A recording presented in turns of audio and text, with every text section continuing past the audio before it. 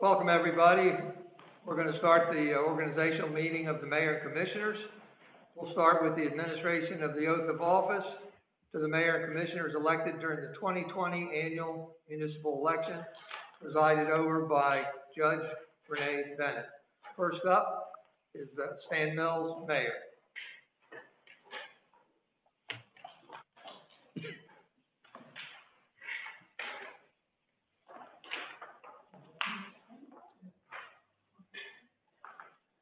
State your full name. I, Stanley A. Mills, Jr. Do proudly swear. Do proudly swear. To carry out. To carry out. The responsibilities. The responsibilities. Of the office of mayor. Of the office of mayor. Of the city of Rehoboth Beach. Of the city of Rehoboth Beach. To the best of my ability. To the best of my ability. Freely acknowledging. Freely acknowledging. That the powers of this office. That the powers of this office. Flow from the people. Flow from the people. I am privileged to represent. I am privileged to represent. I further swear. I further swear. Always to place. Always to place. The public interest. The public interest. Above any special. Above any special. Or personal interest. Or personal interest. And to respect the right. And to respect the right. Of future generations. Of future generations. To share. To share. The rich historic. The rich historic. And natural heritage. And natural heritage. Of Delaware. Of Delaware. In so doing so. In so doing so. I will always uphold. I will always uphold. And defend. And defend. The Constitution. The Constitution. Of my country. Of my country. And my state. And my state. So help me God. So help me God. Congratulations. Thank you.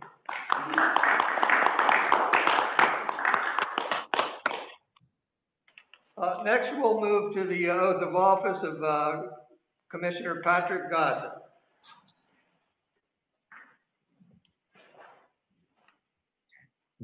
You ready? I'm ready. Okay. You could raise your right hand, please. I, and state your full name. I, J. Patrick Gossett, Do proudly swear. do proudly swear To carry out the responsibilities. to carry out the responsibilities Of the office of Commissioner. of the office of Commissioner Of the city of Rehoboth Beach. of the city of Rehoboth Beach To the best of my ability. to the best of my ability, Freely acknowledging that the powers. freely acknowledging that the powers Of this office. of this office Flow from the people. flow from the people I am privileged to represent. I am privileged to represent. I further swear. I further swear Always to place. always to place The public interest. the public interest Above any special or personal interest. above any special or personal interest, And to respect the right of future generations. and to respect the rights of future generations, To share. to share The rich historic. the rich historic And natural heritage of Delaware. and natural heritage of Delaware. In doing so. In doing so, I will always uphold. I will always uphold And defend. and defend The Constitution. the constitutions Of my country. of my country And my state. and my state. So help me God. So help me God. Congratulations. Thank you.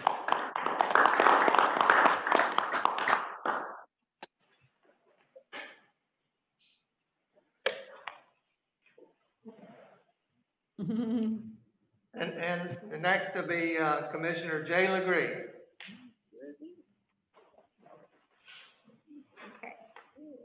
I, and state your full name, I, J. D. Lagree, do solemnly swear do solemnly swear to carry out the responsibilities to carry out the responsibilities of the office of Commissioner of the office of Commissioner of the city of Rehoboth Beach of the city of Rehoboth Beach to the best of my ability, to the best of my ability, freely acknowledging that the powers freely acknowledging that the powers of this office flow from the people flow from the people I am privileged to represent. I am privileged to represent. I further swear I further swear always to place the public interest above any special the public interest above any special or personal interest, or personal interests, and to respect the right and to respect the right of future generations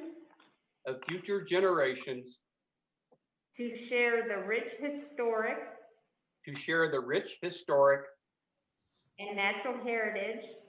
and natural heritage of Delaware. In doing so,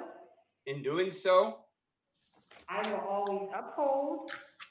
will always uphold and defend the constitutions of my country and my state, so help me God. So help me God. Congratulations.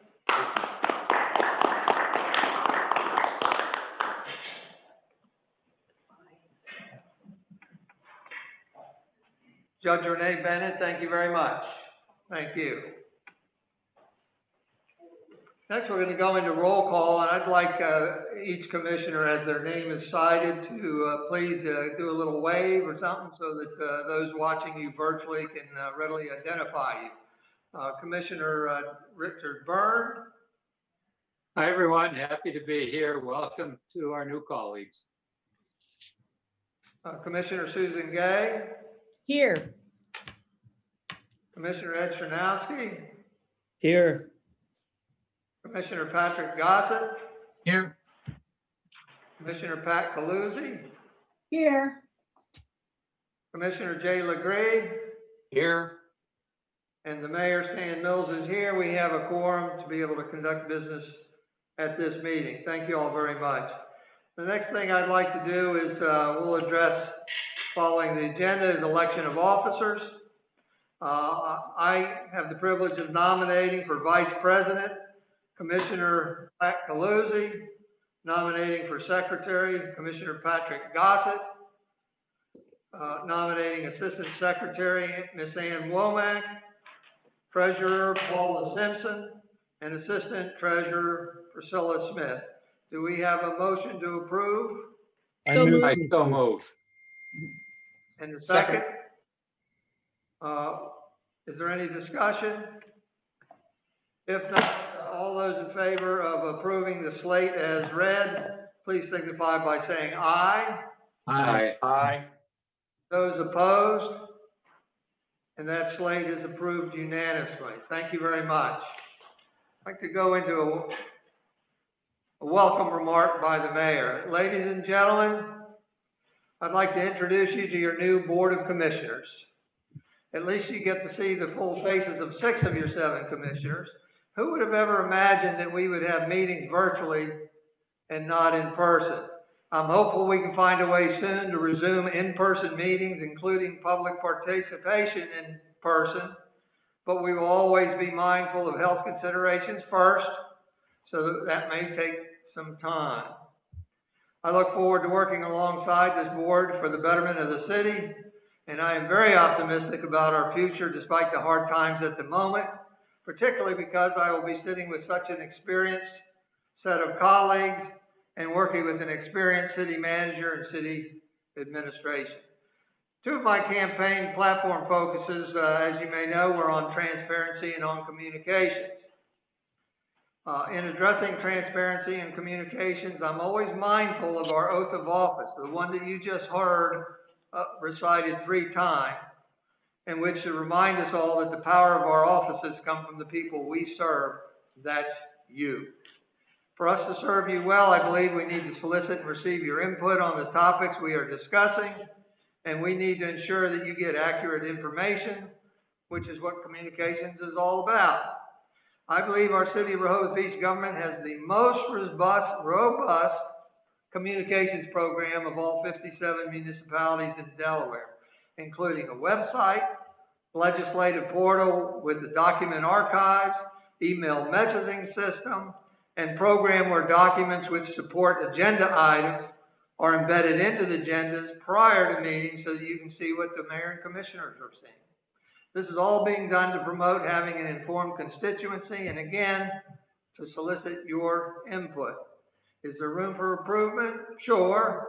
I'm working on an easier way, for instance, for citizens and business owners to sign up for city updates, and I expect to roll that out in the coming weeks. And all along, I will seek your input on how to improve communications from and to your elected officials. We have a lot on our plate this year, and I will articulate some of my agenda topics later in the meeting, excuse me.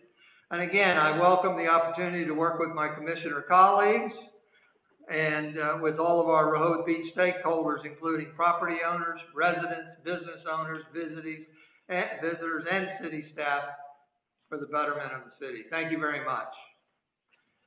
Our next item of business is to adopt a resolution relating to the opening of bank accounts. Glenn, do you want to read that? Do you have?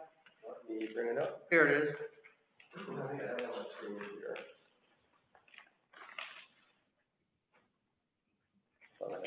Here you go. Thank you. This is a resolution, number 0920-01, dated of today's date. Be it resolved that the treasurer of the City of Rehoboth Beach be and she is hereby authorized to open and maintain a bank account in any bank authorized to do business in the state of Delaware which has an office within 5 miles of the corporate limits of the City of Rehoboth Beach. And be it further resolved that Stanley A. Mills, Jr., Mayor of the City of Rehoboth Beach and President of the Commissioners of Rehoboth Beach, and Patricia A. Calusi, Vice President of the Commissioners, or either of those two, and Paula Simpson, Treasurer of the City of Rehoboth Beach, or Priscilla Smith, Assistant Treasurer of the City of Rehoboth Beach, shall be authorized signatories of any bank account opened by the Treasurer. And be it further resolved that checks, drafts, notes, and other instruments or documents drawn on the city's account may bear the back signature of Stanley A. Mills, Jr., Mayor of the City of Rehoboth Beach, and President of the Commissioners of Rehoboth Beach, and that fact specimens of such signature shall be filed with banks where the city deposits funds. Be signed by the Secretary. That's the resolution. Thank you very much. I'd like a motion to adopt the resolution as read. So moved. Second. And we have a second by Commissioner Calusi. Thank you very much. All those in favor of adopting the resolution as read, please signify by saying aye. Aye. Aye. Those opposed, say nay. And the motion carries unanimously. Thank you very much. Next on the agenda, it mentions correspondence relating to agenda items only. I just want to remind everybody that if we receive your correspondence early and it's on topic, it typically will be embedded into the agenda prior to the meeting. If you're late past the deadline, then typically it is embedded into the agenda after the meeting. So be sure to go back to the agenda post-meeting and see if anything new has been added. With that, we're going to go to approval of minutes. Now, I've got 3 sets of minutes here, and we have to do this kind of in a unique, special way today, and that's because some of the minutes were not, the meetings were not attended by some of the individual commissioners. So let me do them in sets, if you will. From Patrick and Stan are the only 2 that are going to vote on this set of minutes. This set of minutes is for the approving the workshop meeting of August 6, 2018. Everybody else, of course, would abstain.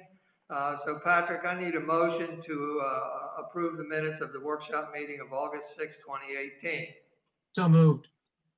And I haven't been an attendee there. I will also second it. All those in favor of approving, the minutes, as presented, signify by saying aye. Aye. Aye. And nobody opposes. Should I do a roll call of all the commissioners? Don't need to. Okay, the minutes are approved. Everybody else will have abstained. The second set of minutes I have for us to consider approving. The attendees at these meetings were Commissioner Sernowski, Commissioner Byrne, and Commissioner Gay. So just the three of you will be voting on this set of minutes. Everybody else will abstain. This will be the meeting minutes of the special meeting, August 4th, 2020, and the workshop meeting of the Mayor and Commissioners, September 8th, 2020. So if we could get a motion to approve both. I move of those approval. Second. And we have a motion made and seconded. All those signify by, say aye by, signify approval by saying aye. Aye. And those minutes are considered approved. Thank you very much.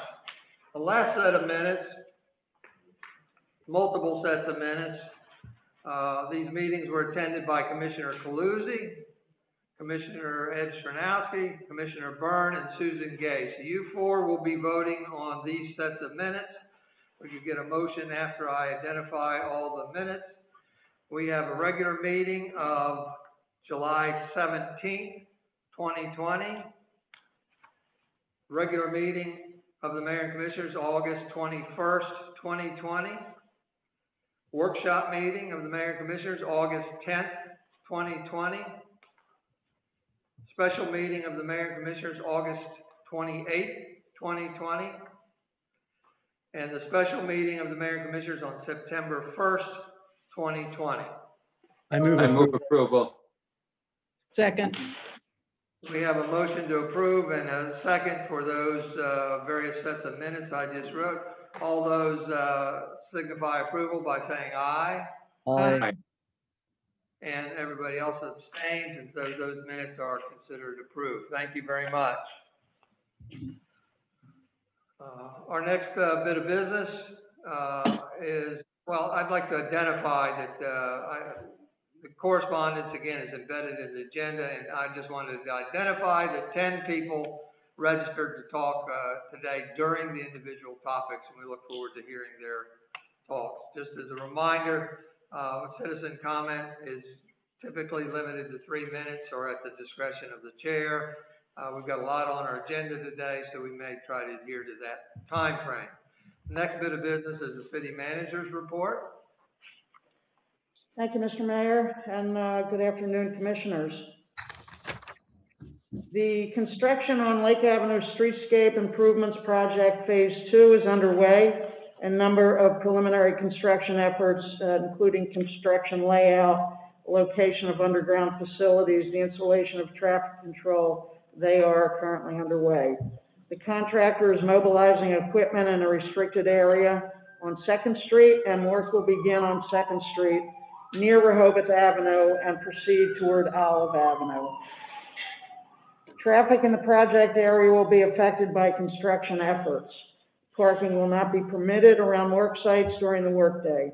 There may be a need for temporary road closures throughout the area as equipment or materials move in and out of the site. Access to properties may also be impacted for short periods of time while work occurs in front of those particular properties.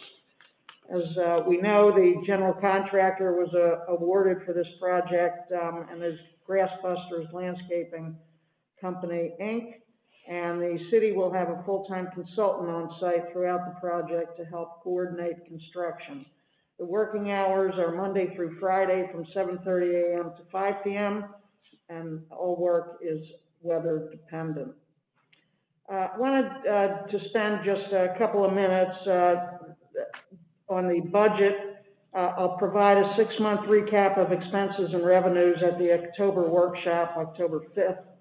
However, with a total of 5 completed months into the fiscal year, I can make the following assumptions. Revenue has declined approximately $929,000 compared to the same time period last year, April through August, and that generally can be attributed to the loss of parking revenue. Expenses have declined approximately $623,000 compared to the same time period last year, and that is as a result of implementing cost containment measures and closely monitoring the budget, which we will continue to do. Parking permit revenue was strong throughout July and during the first 2 weeks in August, spiking again through Labor Day weekend and declining each weekend thereafter. Permit parking revenue is estimated to be approximately $200,000 less this season than last year. Meter parking revenue, although estimated to be approximately $1.1 million less this season than last year, was very strong in August and September, with September revenue approximately only $45,000 less than September 2019. So we had a very good September. It's interesting to note that at Deauville Beach parking lot, which had a delayed opening this year due to the COVID-19 virus, compared to last year, revenue was just about on par. The paid parking season ends this Sunday, September 20th. The good news so far in this unprecedented year of the pandemic is that other revenue sources, such as property tax, refuse collection, they remain stable. Property transfer tax is far exceeding the budgeted amount. So again, just a brief rundown of the budget, and I'll supply more 6-month recap in October. An agreement for Dewey water rates is underway with the county to provide bulk water sales to the town of Dewey Beach. That agreement is set to expire at the end of the year. The current agreement is for 5 years, from 2016 through 2020, and Mr. Williams, Director of Public Works, and Mr. Dukes, Finance Director, are in the process of developing a recommended rate structure to be able to negotiate with the county.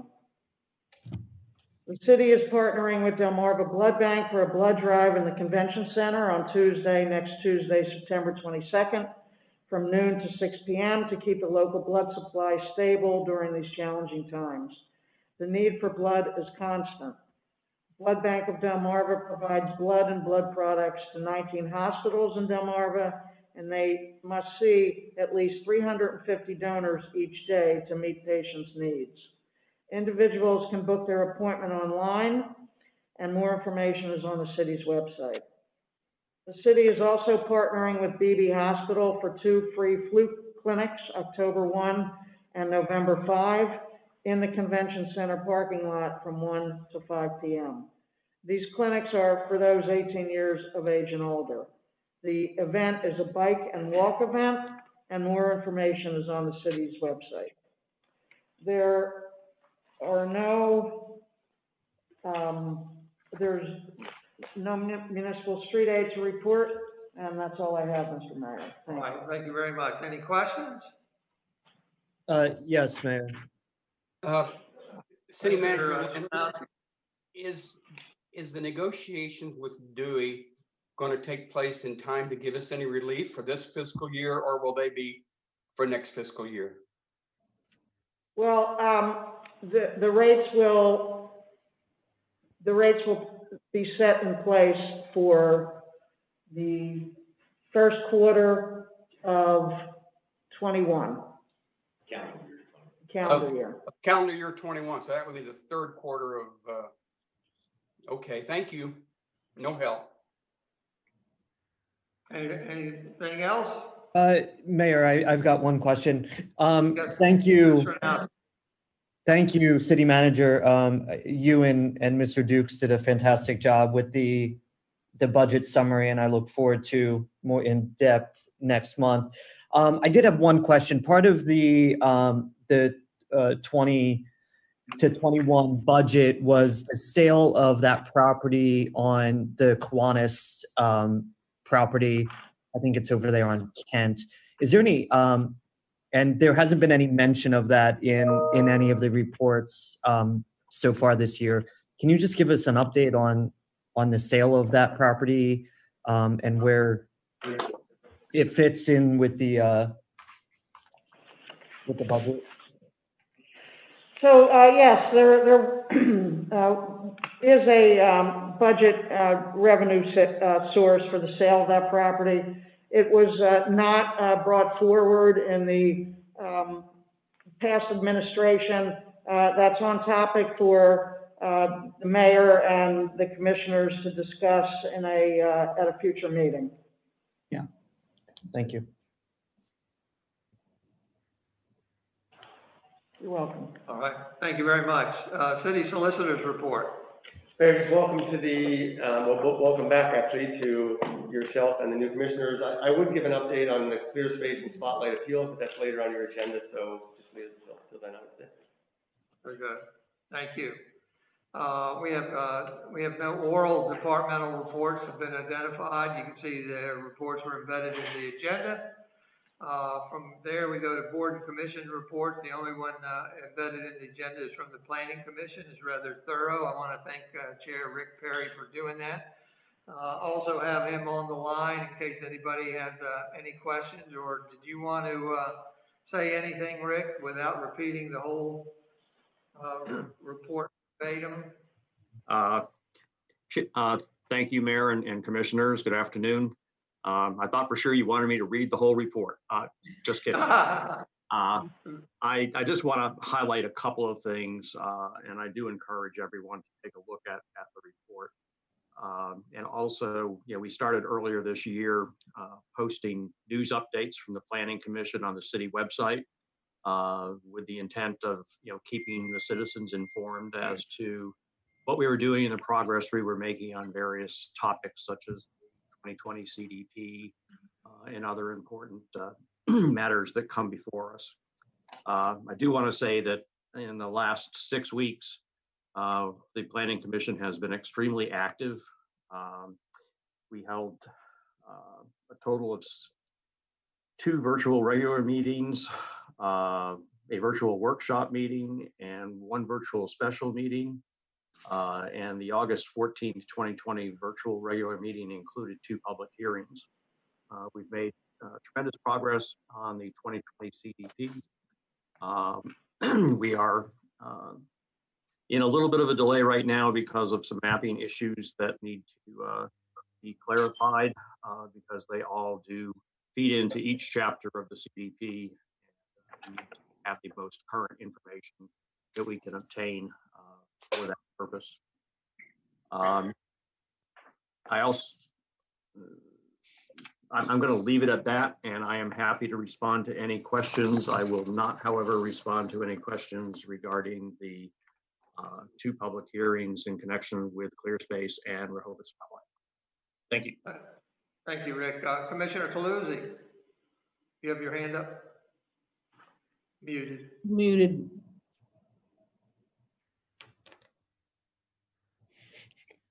Pat, unmute.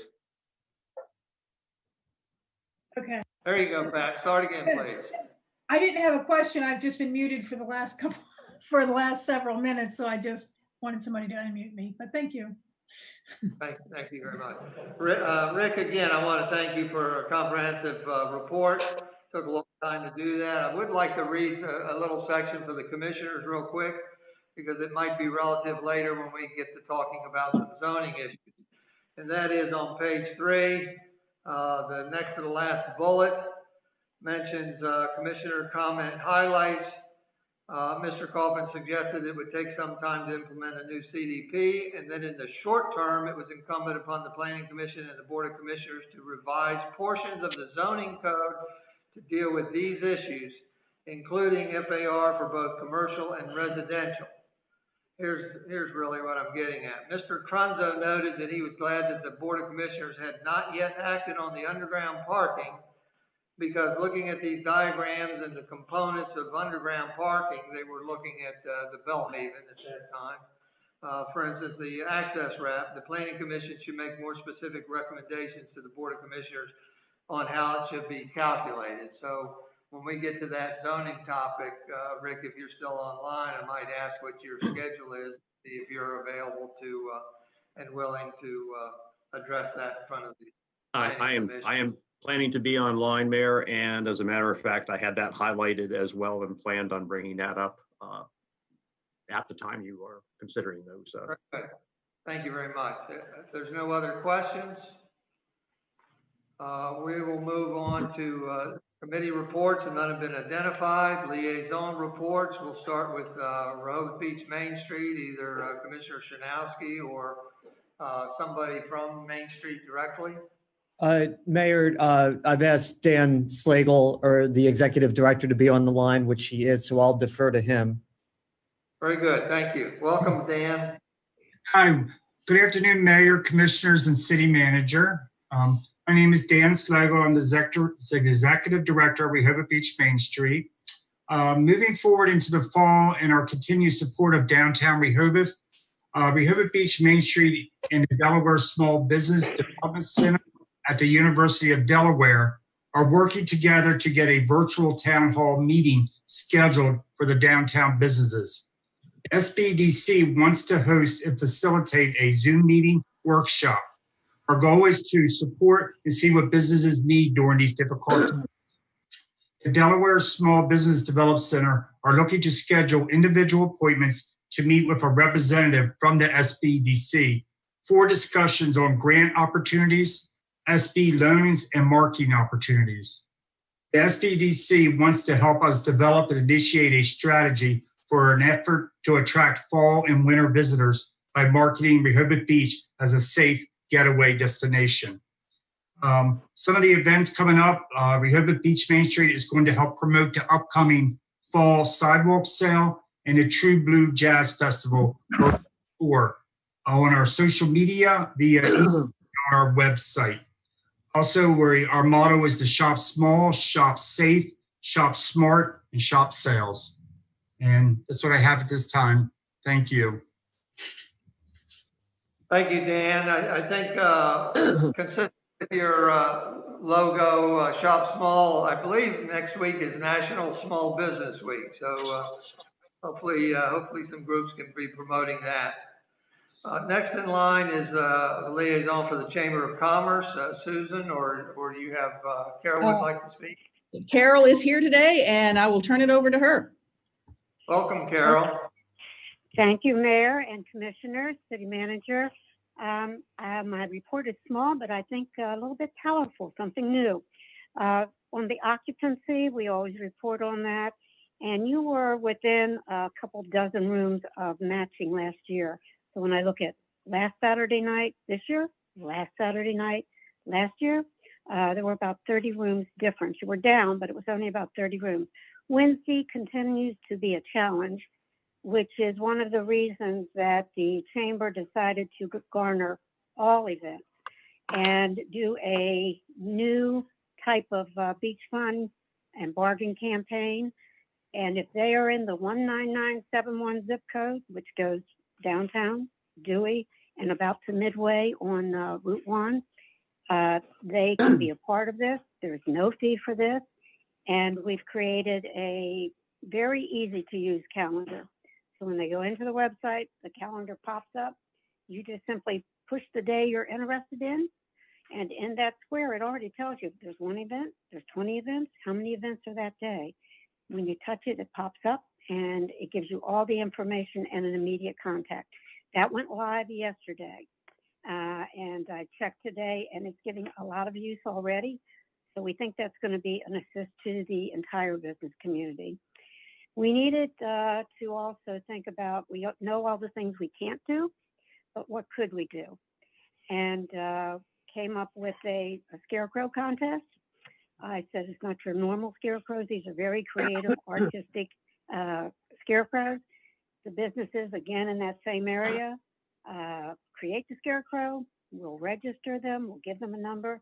And, whether people are local or a visitor, they can certainly come and view and vote for their favorite. And we've worked out some nice packaging gifts for that too. And really, that's what I have to report unless there's some questions. I have a Any question. questions? Carol, Commissioner Calusi? Yes, is it on your beach-fund.com website? Yep, if you go to beach-fund.com, right on the homepage, it says events. When you touch that, it comes right up and says the Beach Fun and Bargains. You touch that, it's immediately going to show you September because that's the month we're in, but you can go all the way through. So that's where the calendar is. Yes. Okay. It takes you to, yeah, we erased all the old calendars and we went with this, launched it yesterday. And I was told today it's getting very heavy use. So fingers crossed that that will help the business community somewhat and help the visitor know, gee, I was thinking of coming on, September 29, what's happening? And immediately they're going to see the number of events there are. Maybe there's one, maybe there's 30. And it can be a special. There are some hotels doing discounts. If it is a reason to come and visit and have fun or stay, we want it on there. Thank you. Mhm. Right. Anything else? Thank you very much, Carol and Susan. You're welcome. From there, we're going to move into old business. We got several items. We're going to be considering. Mayor, excuse me. Yes, sir. Yeah. Commissioner Burns. Yes, could I give a brief report on the Cape Henlopen Senior Center? Oh, yes, please do. Thank you much. Just to report that our Cape Henlopen Downtown Senior Center has finally opened. They did a soft opening on Monday of this current week. They are open limited hours and limited days during this first phase of reopening, Monday, Wednesday, and Fridays from 8 a.m. to 2 p.m. Given all the protocols that the state has put on, given COVID-19, there's limited numbers of classes and experiences for the membership. However, this week they had 25 members on Monday, 26 members on Wednesday, and 36 today. And so people are understanding the protocols, the safety protocols and health protocols that they have to go through. The Senior Center is continuing to offer a number of virtual classes every day for members, and they have now started driving those in need for groceries and medical assistance as well. So there are limited activities going on at our downtown Cape Henlopen Senior Center. Thank you. Very good. Thank you. Thank you, Commissioner Burns. Commissioner Lagree, you had your hand up. Yes, I wanted to comment on the Chamber's calendar. I have used that calendar and it is wonderful. I don't know how much time they had to put together to build that calendar, but wow, it's a dynamo. I love it. Thanks. Thank you. Next, we'll move into old business. Consider awarding the fiscal year 21 paving contract. Do we have a presentation? Yes. Kevin? I'll turn it over to Kevin Williams, Public Works Supervisor.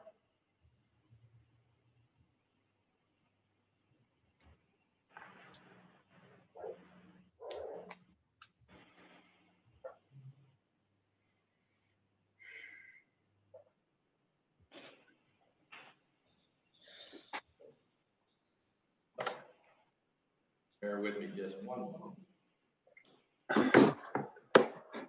Thank you, Mayor and Commissioners. As we mentioned at the workshop meeting a couple of weeks ago, we opened bids for our FY21 paving program. Just to recap very briefly, mill and overlay on three streets, some isolated patching along Scarborough, and then some curb and gutter work along Lake Avenue. I'm sorry, Lake Drive. The current low bidder was Adel Construction at $368,305.10. Our budgeted amount was $450, and our government estimate was about $350. So a little above government estimate, a little bit below our budgeted amount.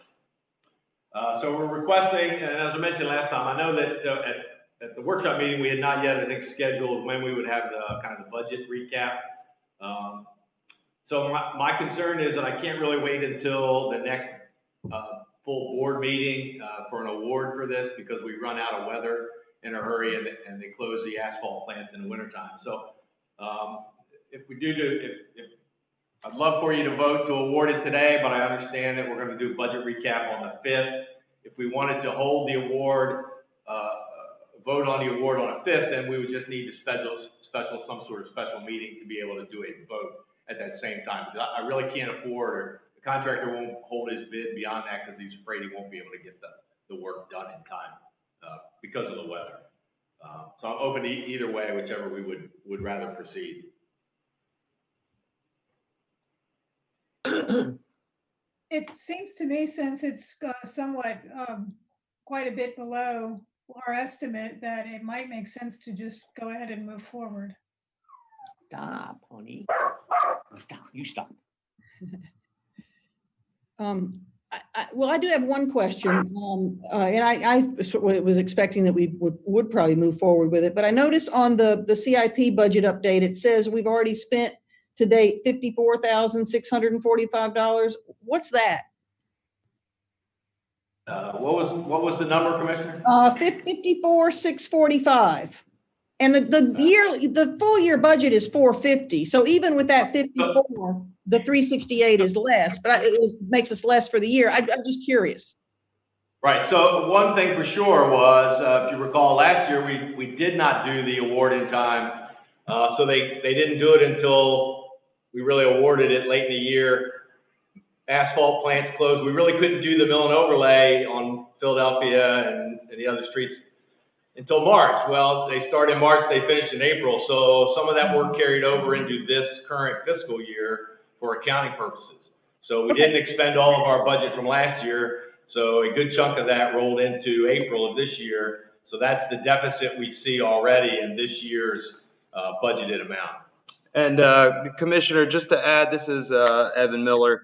Just to add on to Kevin's comments, I was actually going through the charges so far that we've seen this fiscal year. So actually, we received a total of 3 invoices for fiscal year 20 that came in a little bit late, so they were applied to this current fiscal year.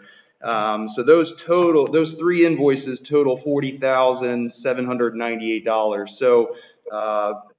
So far for the current fiscal year paving budget, we've spent a little less than $20,000 just in design and engineering for the project. So it's just those 3 invoices that came in late, as Kevin indicated, and were applied to the current fiscal year.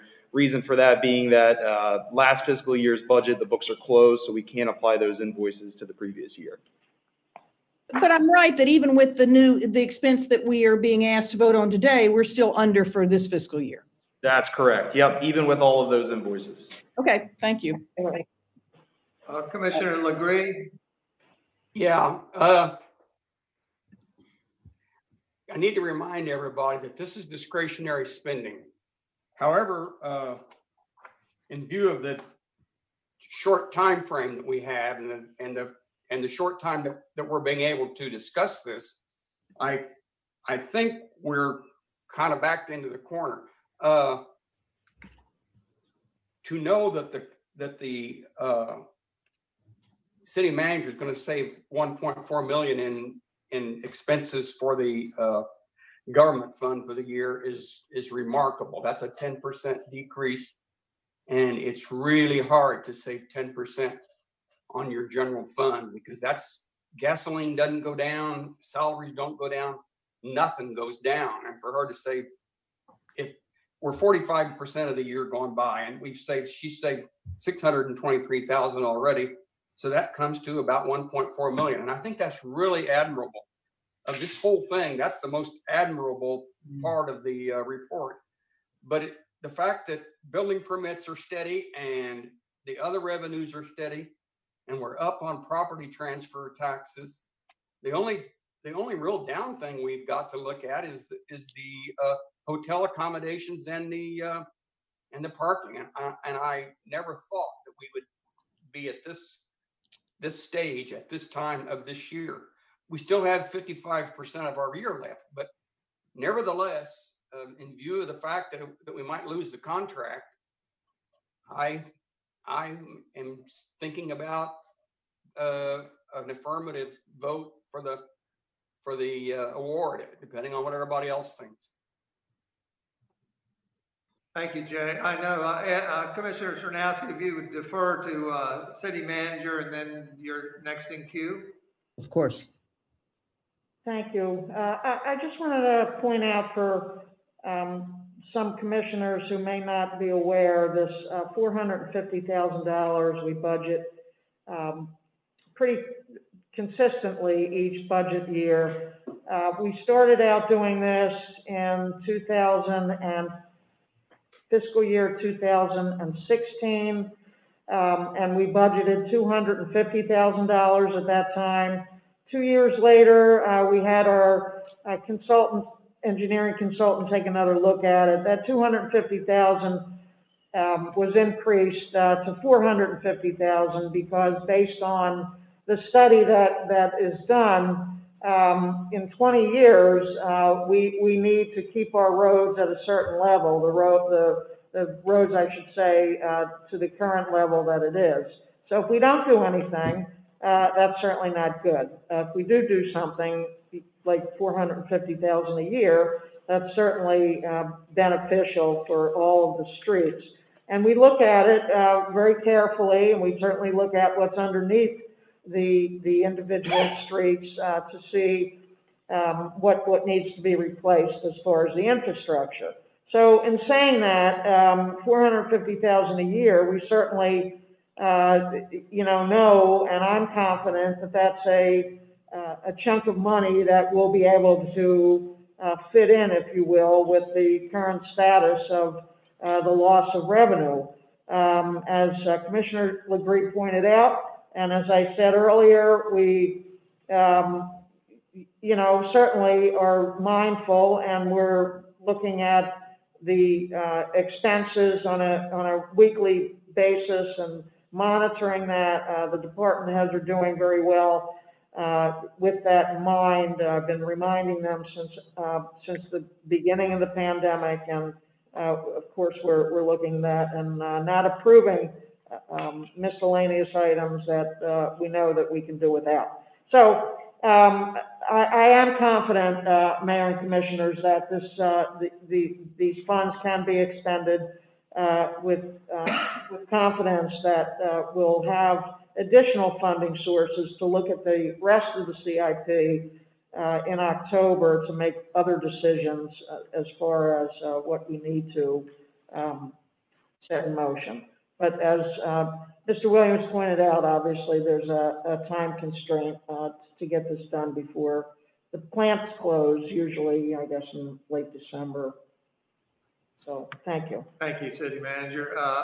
Commissioner Sernowski and then Commissioner Gossett. Thank you, Mayor. I was going to ask the city manager or Bert if they recommend moving forward with this or waiting until the October 5th workshop. It sounds like the city manager is recommending and feels comfortable moving ahead with the expense. So I'm in favor of going ahead and moving forward with this today. Thank you. Thank you. Commissioner Gossett? Yes, I too am supportive of moving forward with this expense. I think it's very important. Mr. Williams, at some point in the future, if you could provide with us the amount of lane miles within the city and the status of what has been repaved and what is in the future. And just curious also of this mill and overlay work that we're currently doing in this contract. Do you have any guesstimation of what lane mileage that covers? I can certainly do that. I don't have that off the top of my head for the lane miles under this contract. All righty. And also what, if you at some point in the future, just the life cycle of a lane mile for us so that we know the investment we're making per lane mile in the city. Sure.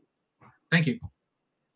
Well, thank you. And I'd like to concur that I think it would be very helpful to have a map overlay showing what's proposed, but also what's been done in the past.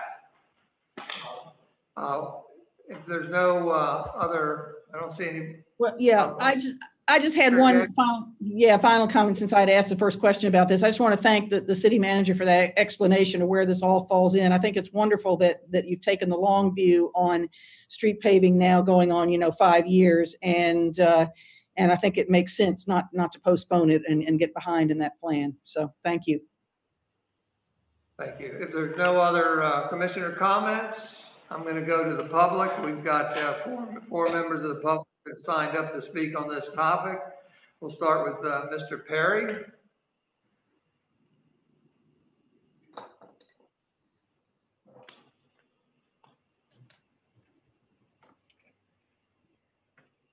Next in queue would be Tom Evans, Sturgis, Dodge, and then Walter Brigham.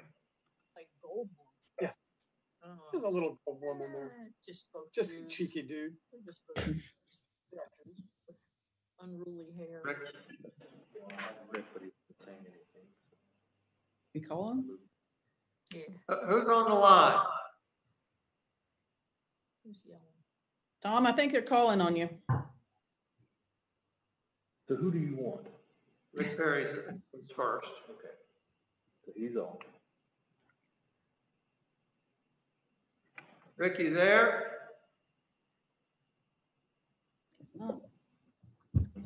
So now we'll go to Tom. Want to go to Tom? Mr. Evans? Okay. Yes, thanks for unmuting. No, we're fine. That's all I was going to say. Congratulations. You and Sturgis are fine. Okay. We'll go to Walter Brittingham. I'm happy with the city manager's decision. All right. Thank you all very much. So with that, it sounds like the consensus is perhaps to offer a motion to adopt or to approve, award the fiscal year 21 paving contract to Adel Construction Company, Inc. of Newark, Delaware, in the amount of $368,305.10. So moved. Second. So we have a move and a second to award the contract as noted. All those in favor signify by saying aye. Aye. Aye. Those opposed signify by saying no. And that contract is awarded unanimously. Thank you very much for everybody. All your work on this. Appreciate it. We'll move to old business item number B. We've got just 5 people, members of the public that will want to speak, and we'll let them speak toward the end. This is to discuss a draft ordinance amending Chapter 270 of the zoning code by changing the definition of gross floor area in 270-4 definitions by addressing subsurface parking. Glenn, you want? Sure. We've got 3 new people on board, mayor and 2 commissioners, Gossett and Lagree. I think we've all been watching proceedings. However, I think we've had a lag in this. I think it would be worthwhile to have a little reintroduction to the topic and how we got here, and then we can take a look at your latest version of the zoning amendments. So I'll talk about it, Mayor, in the context of both ordinances that are on, or both topics that are related to this agenda items that are on the agenda today. The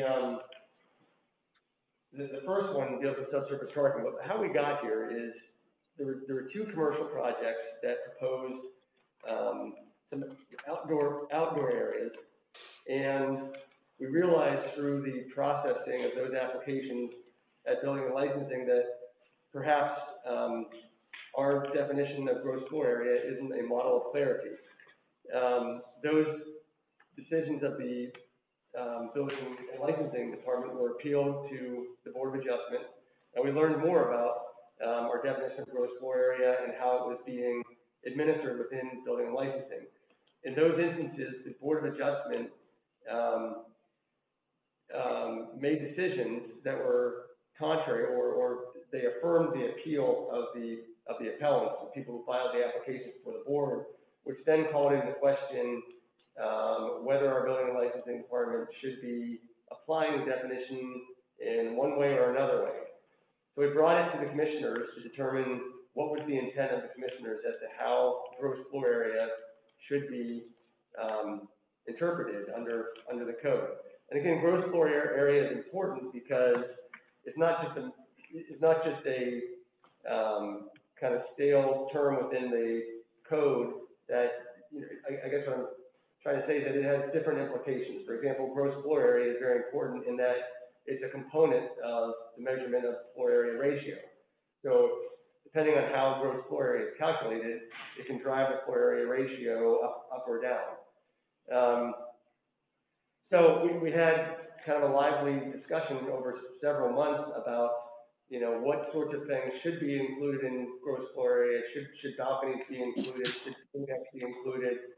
The definition of gross floor area includes the term exterior walls. We had a lively discussion about what is an exterior wall. Believe it or not, that's an open question.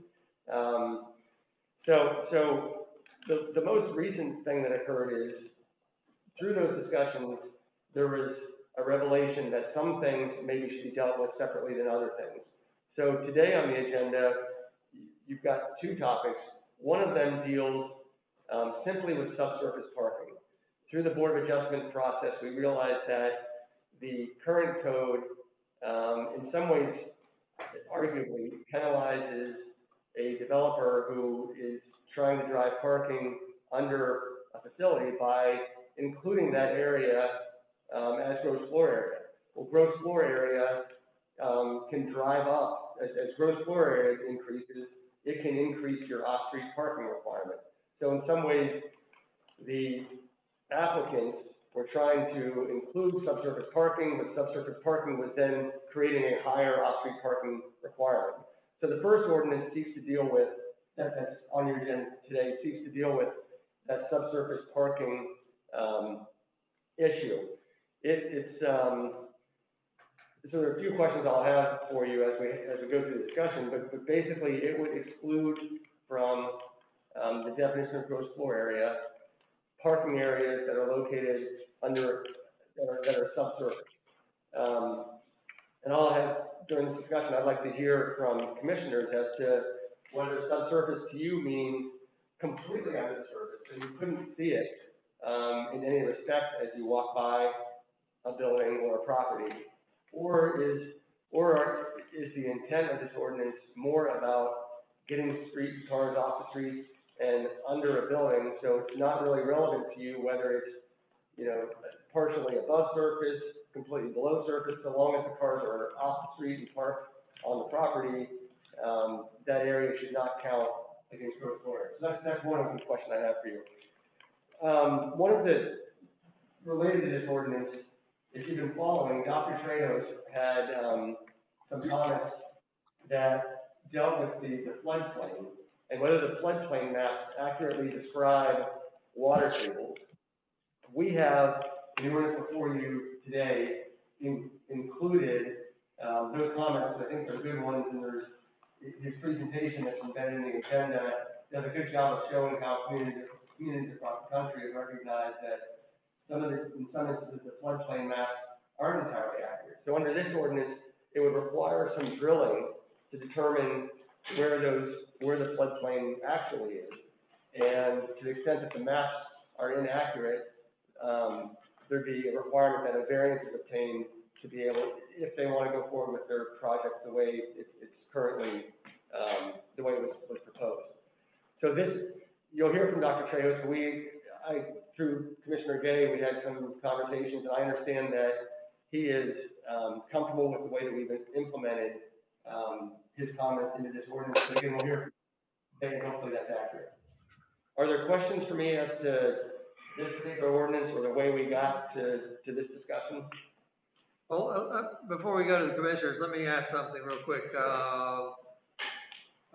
I just wanted to highlight that again, I separated both of these items so that they could go different timelines if we need be. I didn't want one to hold up the other. Speaking of timeline, is there any rush on either of these? Are there any lawsuits pending that need action sooner than later on these, or?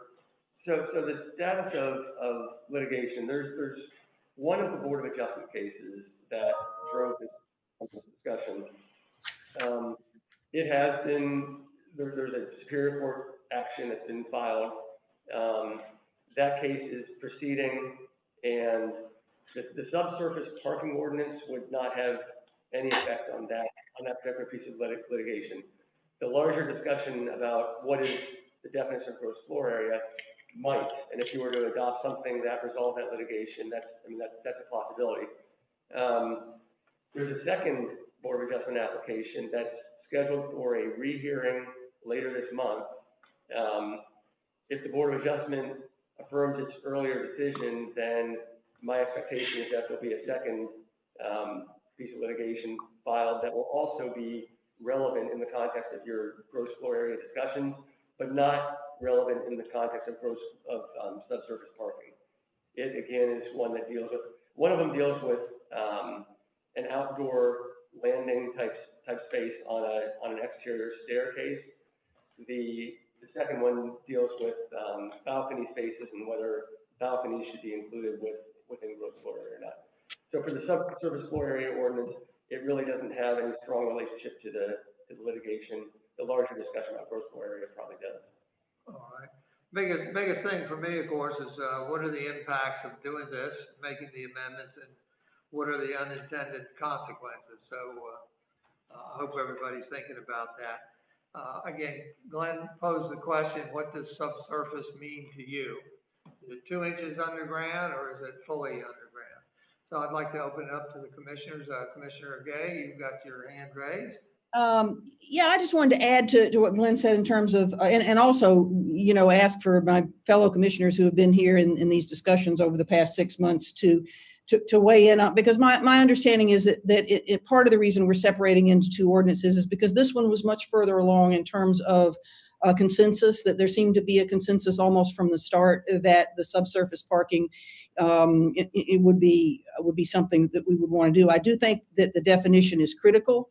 I also think that one of the reasons why we reached consensus quickly is because there have been several instances recently, the hotel proposed on Baltimore Avenue as well as the Avenue Inn, that had received variances for gross floor area and underground parking, and it was seen as because it doesn't affect bulk. You know, if the parking is underground, and that's really the key to gross floor area and FAR, is to control bulk. But if the parking is underground, you know, that's not so much an issue. Since those 2 variances had been given on other hotels, it was seen that we ought to look at that more broadly. So correct me if I'm wrong on the rationale of that.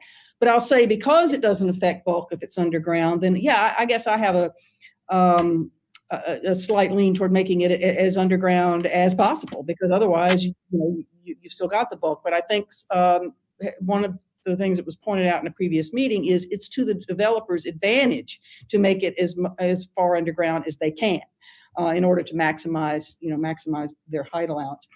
The other thing I'll say is just merely a point of clarification, because as we talked about the two changes for gross floor area, we zeroed in on the subsurface parking being for commercial, and we zeroed specifically on what became to be known as the decks change to be residential. That's the second one we're going to talk about today. But since the definition change and adding subsurface parking to the definitions, because it's in definitions, it actually applies, the subsurface applies to anywhere, any zone in the city. I mean, not that somebody building a house would want to have underground parking, but I do want to just clarify, it's not just commercial, it applies anywhere, right? Correct. Okay. That's right. Okay. That's all I have.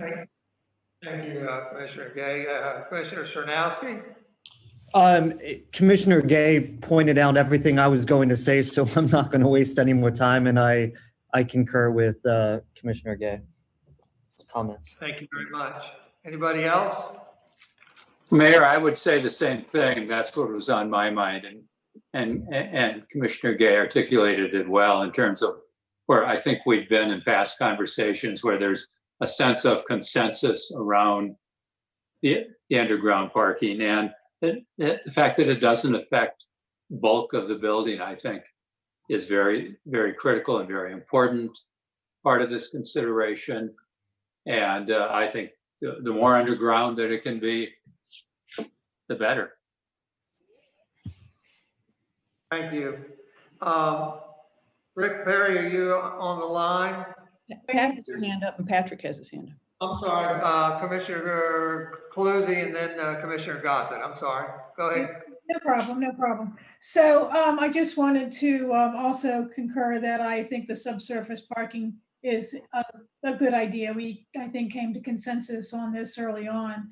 And I think it is controlled essentially by the fact that there is a height limitation on buildings. So the farther down will be the better. Don't know what that was. Anyway. I'm sorry, that was a motorcycle going by the outside of my building. Anyway, Down State Road. I agree. I'd like to see us move forward with allowing buildings to have the subsurface parking. Thank you, thank you. Commissioner Gossett? Yes, I agree that we should move forward with subsurface parking, but I think it should be specifically defined as what we mean by that, so that the developers or builders have a clear definition of what is expected or what is anticipated. And I think that is to control the bulk and the mass of the building to move it below ground. That's what we're trying to do. But I would like to see a little more discussion on separating this from residential versus commercial, just for sake of discussion, because I don't see it, if there are unintended consequences of underground parking in a residential neighborhood, I just think there needs to be a little discussion of that one size does not necessarily fit all. We have specific zoning districts that have been established, and most of those have different criteria for buildings. And I just think we need to explore that definition a little bit more with regards to a subsurface parking. Thank you, Commissioner Gossett. Commissioner Lagree? I'm with Commissioner Gossett. Once we went into residential, my instinct is to discuss it a little more. There might be unintended consequences. I can think of all kinds of structural problems that occur when you have a parking under your house that I probably don't even know about right now. Let's discuss that for a while before we move into that section. Thank you. Thank you. Commissioner Sernowski? Nope, nobody else. My belief is that the Planning Commission has not voiced any opinion on this. Do you know, Glenn?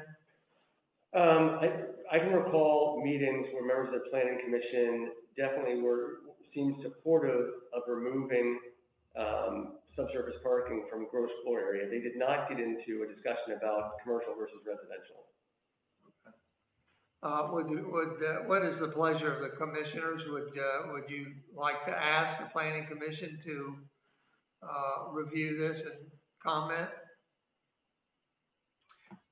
I would like that. I could see some real problems of getting your car down to the depth where it would be adequate for underground parking with the setback and the space that's available in some of these residential lots.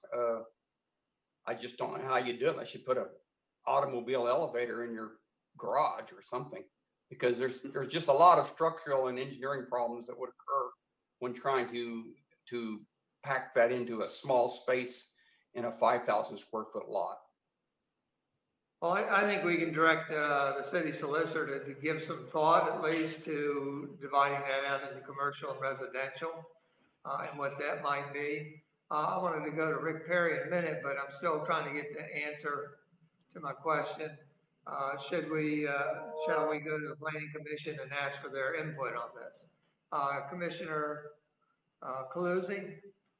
Yes. Although that some of you haven't been involved in this discussion over time, we have discussed this for going on more than 6 months, I do believe.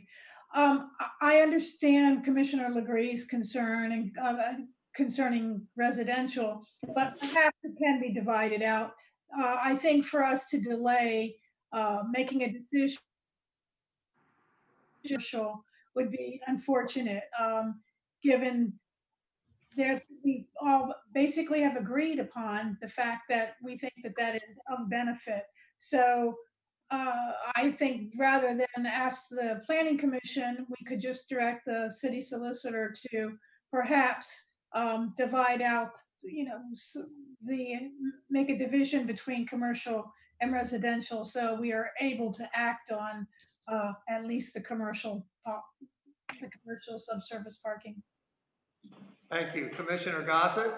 I would agree with Commissioner Calusi that first criteria is to define subsurface parking, so we know what we're specifically dealing with.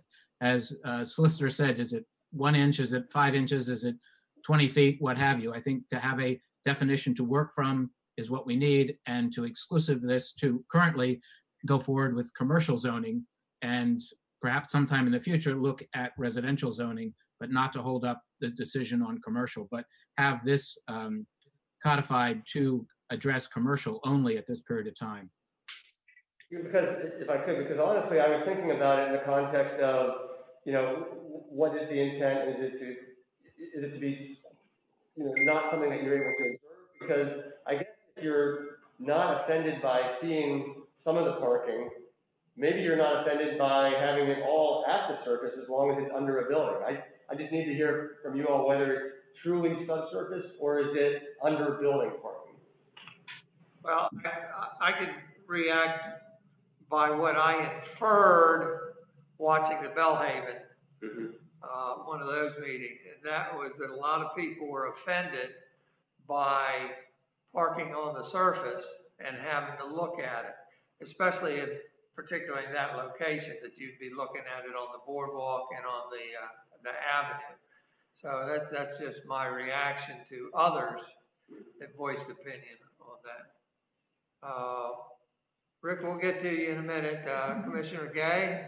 Yeah, I was just going to add, that's the whole reason I brought up the fact that it was in definitions, because my feeling is that what we agreed to, what we thought of all along, was that this was a change for commercial. And so once I realized, it's in the definitions, it would apply to all. I mean, I think my goal there was to come back to an agreement that we really are just talking about commercial here, which may take it out of definitions and put it somewhere else. But I do think that was the expectation through all of the discussions we had, and certainly has been the case with the situations that have come before the Planning Commission thus far. The other thing I'll add, I meant to say this earlier and I forgot, is that we had an excellent presentation last month from Dr. Trejos about the water table issues, and that is why that core drilling analysis paragraph has been added that was not in there the last time we saw it. So that's an important piece. But now that is there, I'm satisfied with the rest of it. But yes, I'm glad we're bringing this up, not only to confine it to commercial, but to say that we definitely need to make a definition. Thank you. Commissioner Gossett, and then Commissioner Sernowski. Just that, Solicitor, as you said, to have parking under a building or below ground, I think that's a definition. If it's below a building, if it's under pylons or something of that nature, it's surface parking. If it's below grade, then it's subsurface parking. In communications that I've had exchanges with the American Parking Association in trying to determine a definition for subsurface parking, they don't use that phrase. There is underground garage as the only phrases or definitions that they utilize in their nomenclature. So subsurface was a misnomer to them in their discussions. So again, I believe it is been able to park a vehicle fully below ground is a loosely beginning of a definition for underground parking. So that's their term of art, is underground parking or underground parking garage? Correct. And you say it again, the vehicle fully below ground? Fully below ground, so that the vehicle is not exposed in any means. That's truck, that's car, that's motorcycle, any motor-powered vehicle.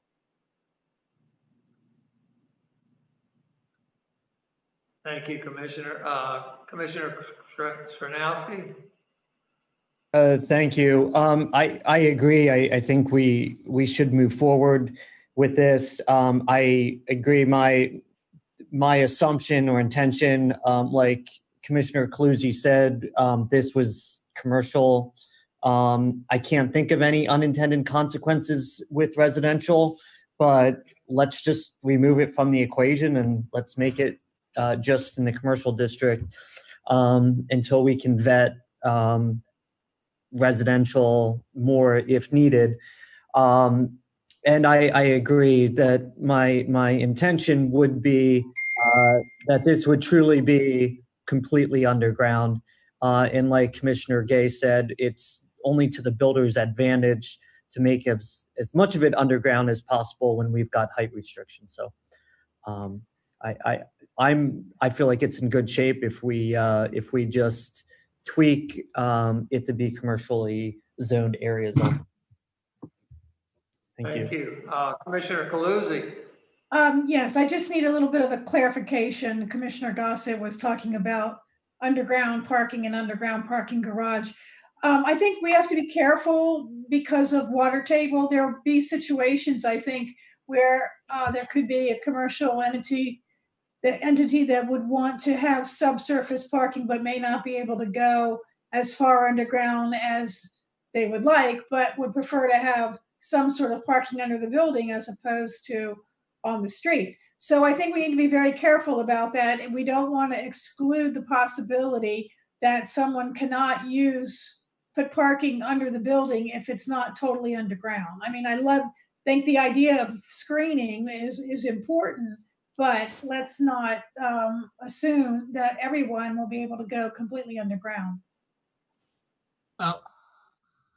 Commissioner Gossett, go ahead. If I may, I don't disagree with you on that, but I think you have to look at the larger perspective of this. Is that I understand there was quite a bit of pushback from the Belhaven of having screened parking and removing retail. And we're concerned with retail in our downtown business district. So if you're having screened parking as opposed to retail options, that is opening up to a different aspect of vision for the viability of downtown. So I'm not opposed to that, but I just think in making those decisions, you have to look at the larger picture of eliminating potential retail in the heart of our downtown district. And No, I'm sorry, I think you misunderstood. I don't believe that if you have a retail business in front of a parking garage, essentially it's screened because you cannot see the parking. But my concern more was about the fact that under the definition of underground parking would be that the car would be completely, or the vehicle would be completely underground, and that may not be possible for all commercial properties. So I am not interested at all in eliminating retail downtown, but I'm saying if there is visible cars, screening would be desirable. And I think that very possibly businesses would want to do that. Commissioner Byrne, please. Thank you, Pat. Yeah, thank you, Mayor. I certainly understand this last conversation, and it all makes good sense. There's certainly nothing more unattractive in a downtown area than cars partially parked above ground and kind of partially hidden. And so I think it's critical that we carefully define this.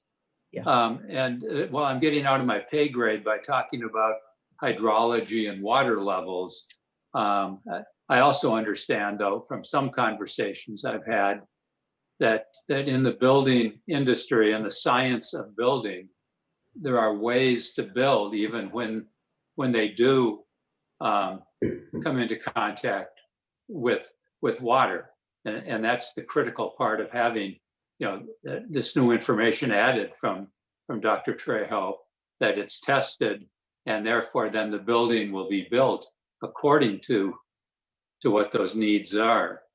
So I'm in favor of not wanting to see the cars at all, and supporting the need for retail in those locations. Any other commissioner comments? Rick, it looks like Rick, can you hear me? Maybe I was premature. Going to you, it doesn't sound like anybody favors formally asking the Planning Commission for input, but of course, I see you have a series of meetings coming up that, you could address it certainly. And of course, this is a zoning matter, so it will go to the plan, go to a formal public hearing, where you also could offer us input. Are we ready to go to public input? Yes, I think so. All righty. We're gonna start off with, Rick Perry. Thank you, Mayor. As you, first I want to say that Glenn was accurate in his description of what the Planning Commission's view is on subsurface underground parking. We have, however, only considered it in the context of the commercial district. And most recently, Mayor, as you noted earlier, that I did cover this topic in the context of the workshop meeting we had with respect to the Bellhaven Hotel proposal. And as I indicated there, while there is general consensus on the part of the Planning Commission that subsurface parking should not count in gross floor area and therefore, add to the FAR calculation.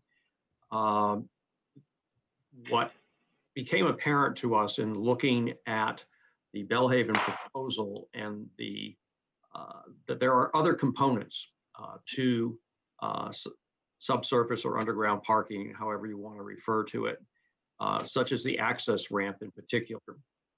You can't have underground parking without an access ramp. And at the moment, the access ramp would still be included unless you adopt a definition of subsurface or underground parking that includes as part of that definition, for example, access to the garage. And I think that, we did not discuss that in great detail at the Planning Commission workshop with respect to the Bellhaven, but it was raised by Jeff Trunzo, our vice chair. He went so far as to suggest that perhaps even, some number of parking spaces on the surface adjacent to the access ramp, maybe 2 spaces for handicap or something also should be considered as part of the parking and excluded from gross floor area and FAR. Again, we did not hold in-depth discussion on that aspect of it. I do feel, however, that you need to not just refer to subsurface parking in the definition of floor area gross. You need a definition of what constitutes subsurface or underground parking. And I think without that, you are inviting different interpretations by different people. And that's something that we should avoid in our code. I mean, if you wanted us to take a look at it, I mean, I certainly don't want to delay your action on subsurface parking because I think there is general consensus on the Planning Commission as well as, obviously on the Board of Commissioners. And there are parties, who are trying to come to grips with what they can and can't do with respect to various projects. And that's an important component for them to consider. Thank you, Rick. Well, again, there doesn't seem any favor to formally ask, but you could certainly review it and get back to us. If you're done, we've got next on the stage will be Tom Evans, Sturgis Dodge, Dr. Trejos, and Walter Brittingham. Next, Tom Evans. Yes. Now you see the difficulty as it's all been aired, but you're devil's in the details. And the only thing I could say is that the terms may vary, but whatever says underground, totally below ground, not visible, whatever you have to do. But whenever most of the idea to get parking moved below ground is put in definitions, it often comes back to haunt us. Definitions you go to, that's fine, but the codification of even that again within the code, clearly stating what that actually is got to be done. And the loss of retail was the fundamental reason the discussion came up with the Bellhaven. And I think that's true for all commercial. It doesn't mean that they can't have a parking garage under the hotel. They just have to count it in their FAR. So they, if possible, could, if they can put it below ground, they will put it below ground. And I don't see the ramp as a problem. If the entry point is already, the top of the ramp is at the actual grade level, that is, the top of the ramp is below grade. Maybe an inch, maybe it isn't. So you just need to check and make sure that fits within the code. Let's see if Sturgis has any comments. Yeah, I just wanted to kind of echo that I really think that the hearing and how I feel is that we don't want to open the door to allow parking structures to be, you know, what's along our commercial retail streetscape. And I just think we need to make sure we don't let that happen, however you all can do that. Thank you. Thank you. Dr. Trejos? Good afternoon, Mayor, Commissioners. Thank you for allowing me to speak. First, Mayor Mills, Commissioner Gossett, and Commissioner Lagree, I want to congratulate you on your election. Back on July 17, 2020, I had made a PowerPoint presentation with regard to this matter. Subsequent to that meeting, I had submitted an email with draft legislation that amended the Solicitor Glenn Mendelis's original proposed amendment. I was not aware that his amendment had been placed on the docket for me to see, and so I had prepared an entire presentation to do today. First, I want to thank very much Glenn for his excellent work in the rewrite up of the amendment. I'm in total support of that. Unless any of the new commissioners or you, Mayor Mills, feel it is necessary for me to remake my presentation, which is more detailed than the original one of July 17, 2020, I feel that it is unnecessary for me to make my presentation at this time. And in turn, I would like to reserve my time to the other presentation on 5G later on in the agenda. Again, unless there's something that anyone of the commissioners would like me to re-review on my presentation, I'll just leave it at that. And again, I totally support the amendment as is, and thank again Glenn Mendelis with regard to that amendment. Thank you. Thank you, Dr. Trejos. Anybody want to see it? I think I'm well versed in your earlier presentation, so I'm willing to read your new one on our own and defer time to other topics. Everybody all right? Walter. Thank you very much. We've got Walter Brittingham. Pass on this subject, thank you. Thank you, Mr. Brittingham. So I want to identify what are the next steps, what's the timeline, and what's the outcome we're looking for. Well, we still have to define it, right? Glenn, so I'm sorry. So what are our next steps, the timeline, and the outcome we desire? Right. So it sounds to me that there's more interest in underground parking being truly underground than visible in some respects. And so the questions I think are still on the table are that one, which I think there's some consensus being built that underground means truly underground and not visible, but you may have some more to do on that. And then the other question is, it seemed to me that you would like to limit it to the commercial districts and not include residential in this initial draft of it. So I guess, you know, as I've heard more, I think I'm starting to become of the view that maybe it does make more sense to include a definition in the definitions in the zoning code of subsurface parking rather than trying to just include it within a provision somewhere that then when we refer to subsurface parking, it'll be, you know, a more fully developed definition that will likely include, you know, areas that are not parking spaces, but areas like ramps and movable areas that are subsurface would be included within the definition of subsurface parking area. And I suppose that the definition and the word usage in the code will probably migrate from subsurface parking to underground parking based upon Commissioner Gossett's comments. So I think the next step, probably, Mayor, is rather than to schedule a public hearing today, which we're not ready to do, allow me to do a revision that would include a definition of underground parking limited to the commercial districts. But when I do the definition, I think, given what I've heard, I will include that the definition will only include those parking areas where a automobile, as Commissioner Gossett mentioned, any form of motorized vehicle would be fully underground, unless, given Commissioner Calusi's, comments on water levels in the area, unless there's interest in exploring something less than fully underground parking being included. Well, I'm mindful that certain bigger parking garages that I've seen, they actually park cars on one or both sides of the ramps. So it sounds like we would be excluding the ability to do that. So I think we have to look at it very carefully. Commissioner Gay? Yeah, I guess one question I have about the underground versus not totally is we should be looking at it being totally enclosed. I know the word screening was mentioned, but what we're really talking about is it would be completely underground, meaning it would be completely enclosed.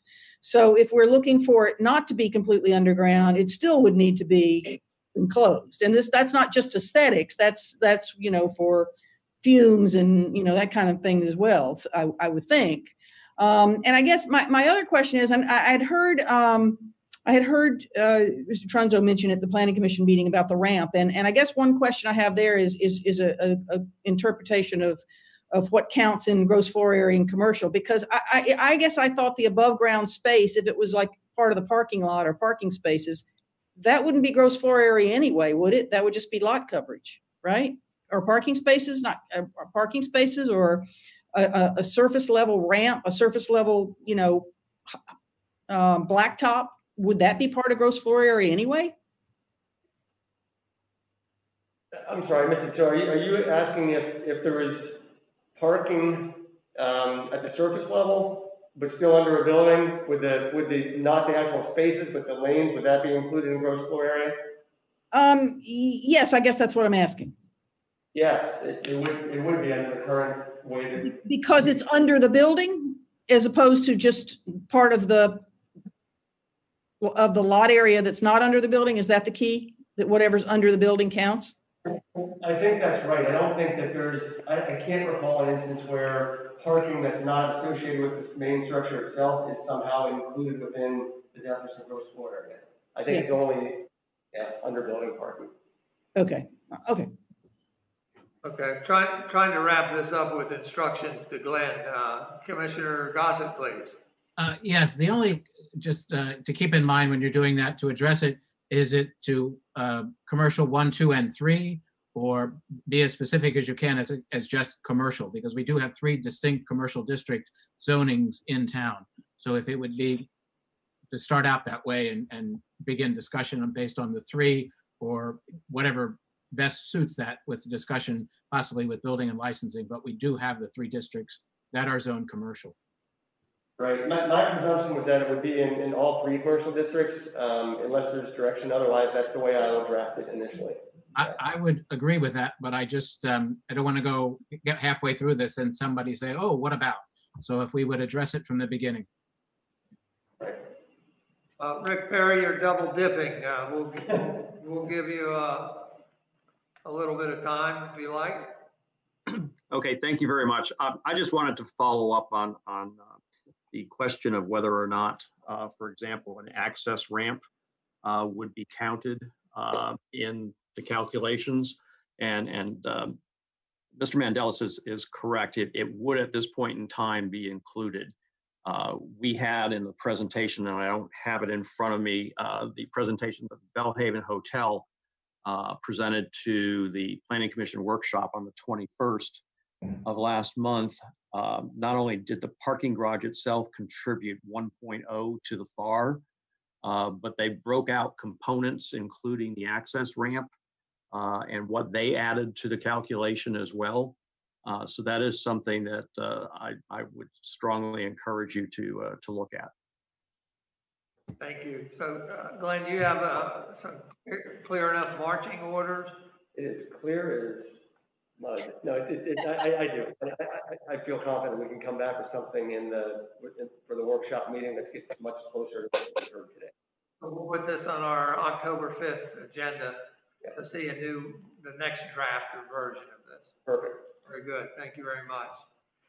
With that, we'll close this subject and go to old business number C, discuss development of a draft ordinance amending 270 of the zoning code, specific to changing the definition of gross floor area in 270-4 definitions to clarify what areas are to be included and excluded from gross floor area. You notice that we don't have any updated version in here. Glenn, I know you're working on things. If you could just give us a brief synopsis of where you are. I know you're working with building and licensing. Right. Commissioner Gay has been good. She's volunteered to lend some assistance as well. This topic has moved around quite a bit during the past several months.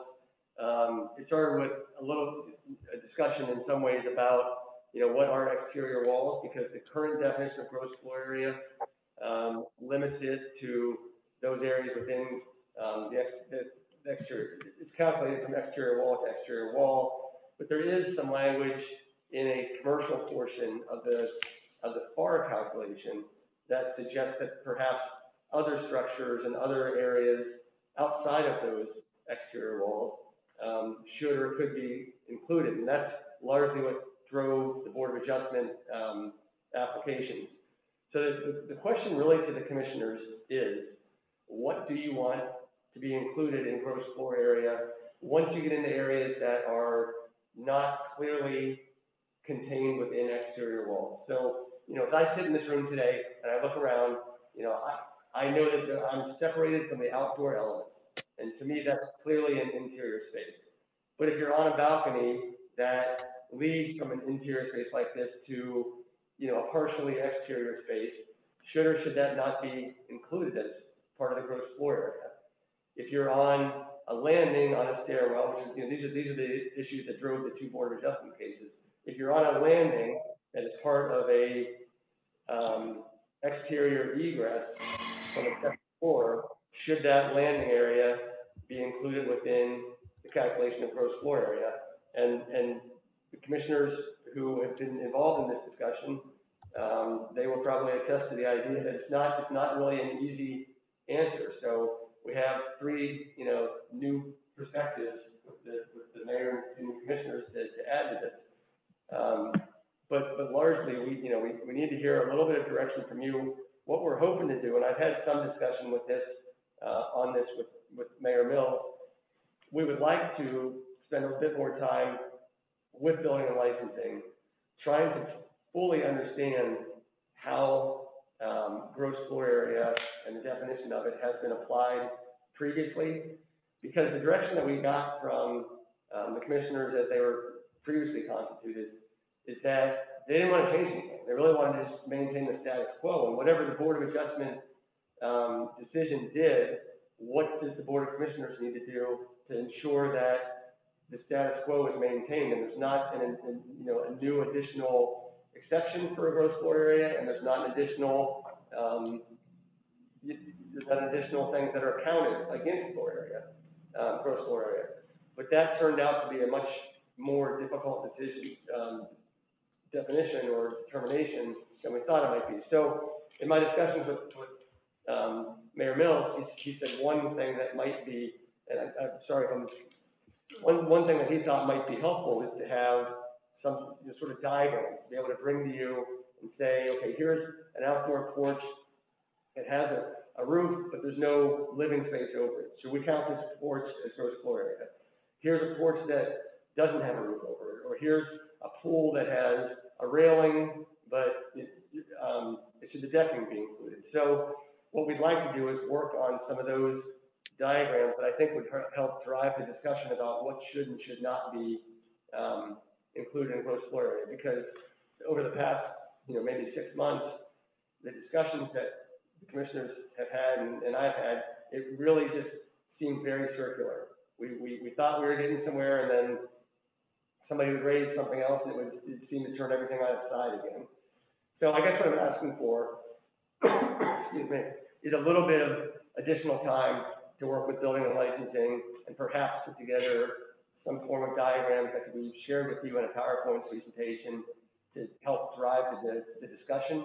I really think the discussion, while it's been helpful over the past 6 months, it really hasn't helped completely define what should be gross floor area, or more importantly, what was considered gross floor area prior to the Board of Adjustment decision.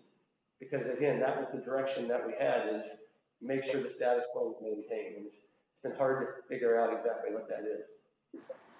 Thank you, Glenn. I have always been a big fan of illustrations to illustrate the zoning code. I think it helps the layperson especially to understand what we're talking about. And so I appreciate you going that direction. Also, I think Sturgis Dodge mentioned that at one of the previous meetings. So there's two of us that vote to go that direction.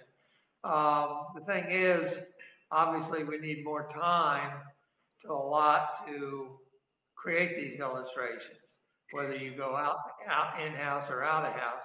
So what kind of time frame do you think we're looking at? I think October 5th would be too soon. That would be soon. And I guess the other question that I don't have the answer to is, the diagram is something that, in working with building and licensing, we can prepare ourselves, or would the assistance of a planner be, a value in these circumstances? I don't know the answer to that. Right. I'm trying to remember. The last illustrations we had were for merging and unmerging, and I did those. Right. But prior to that, it was, I think Kyle Jabronza did them also. So obviously there's perhaps more professionalism there, but there's a cost to it. If we set a goal, bringing that back, another version with illustrations back for the November workshop, are we pushing that out too far? I think if possible, it should be brought in October. How about, let me have a discussion with building and licensing and see what we can do between now and the workshop meeting. And at the workshop meeting, I will have a report as to what I think might be a reasonable time frame to put together some illustrations in a way that would be helpful to commissioners.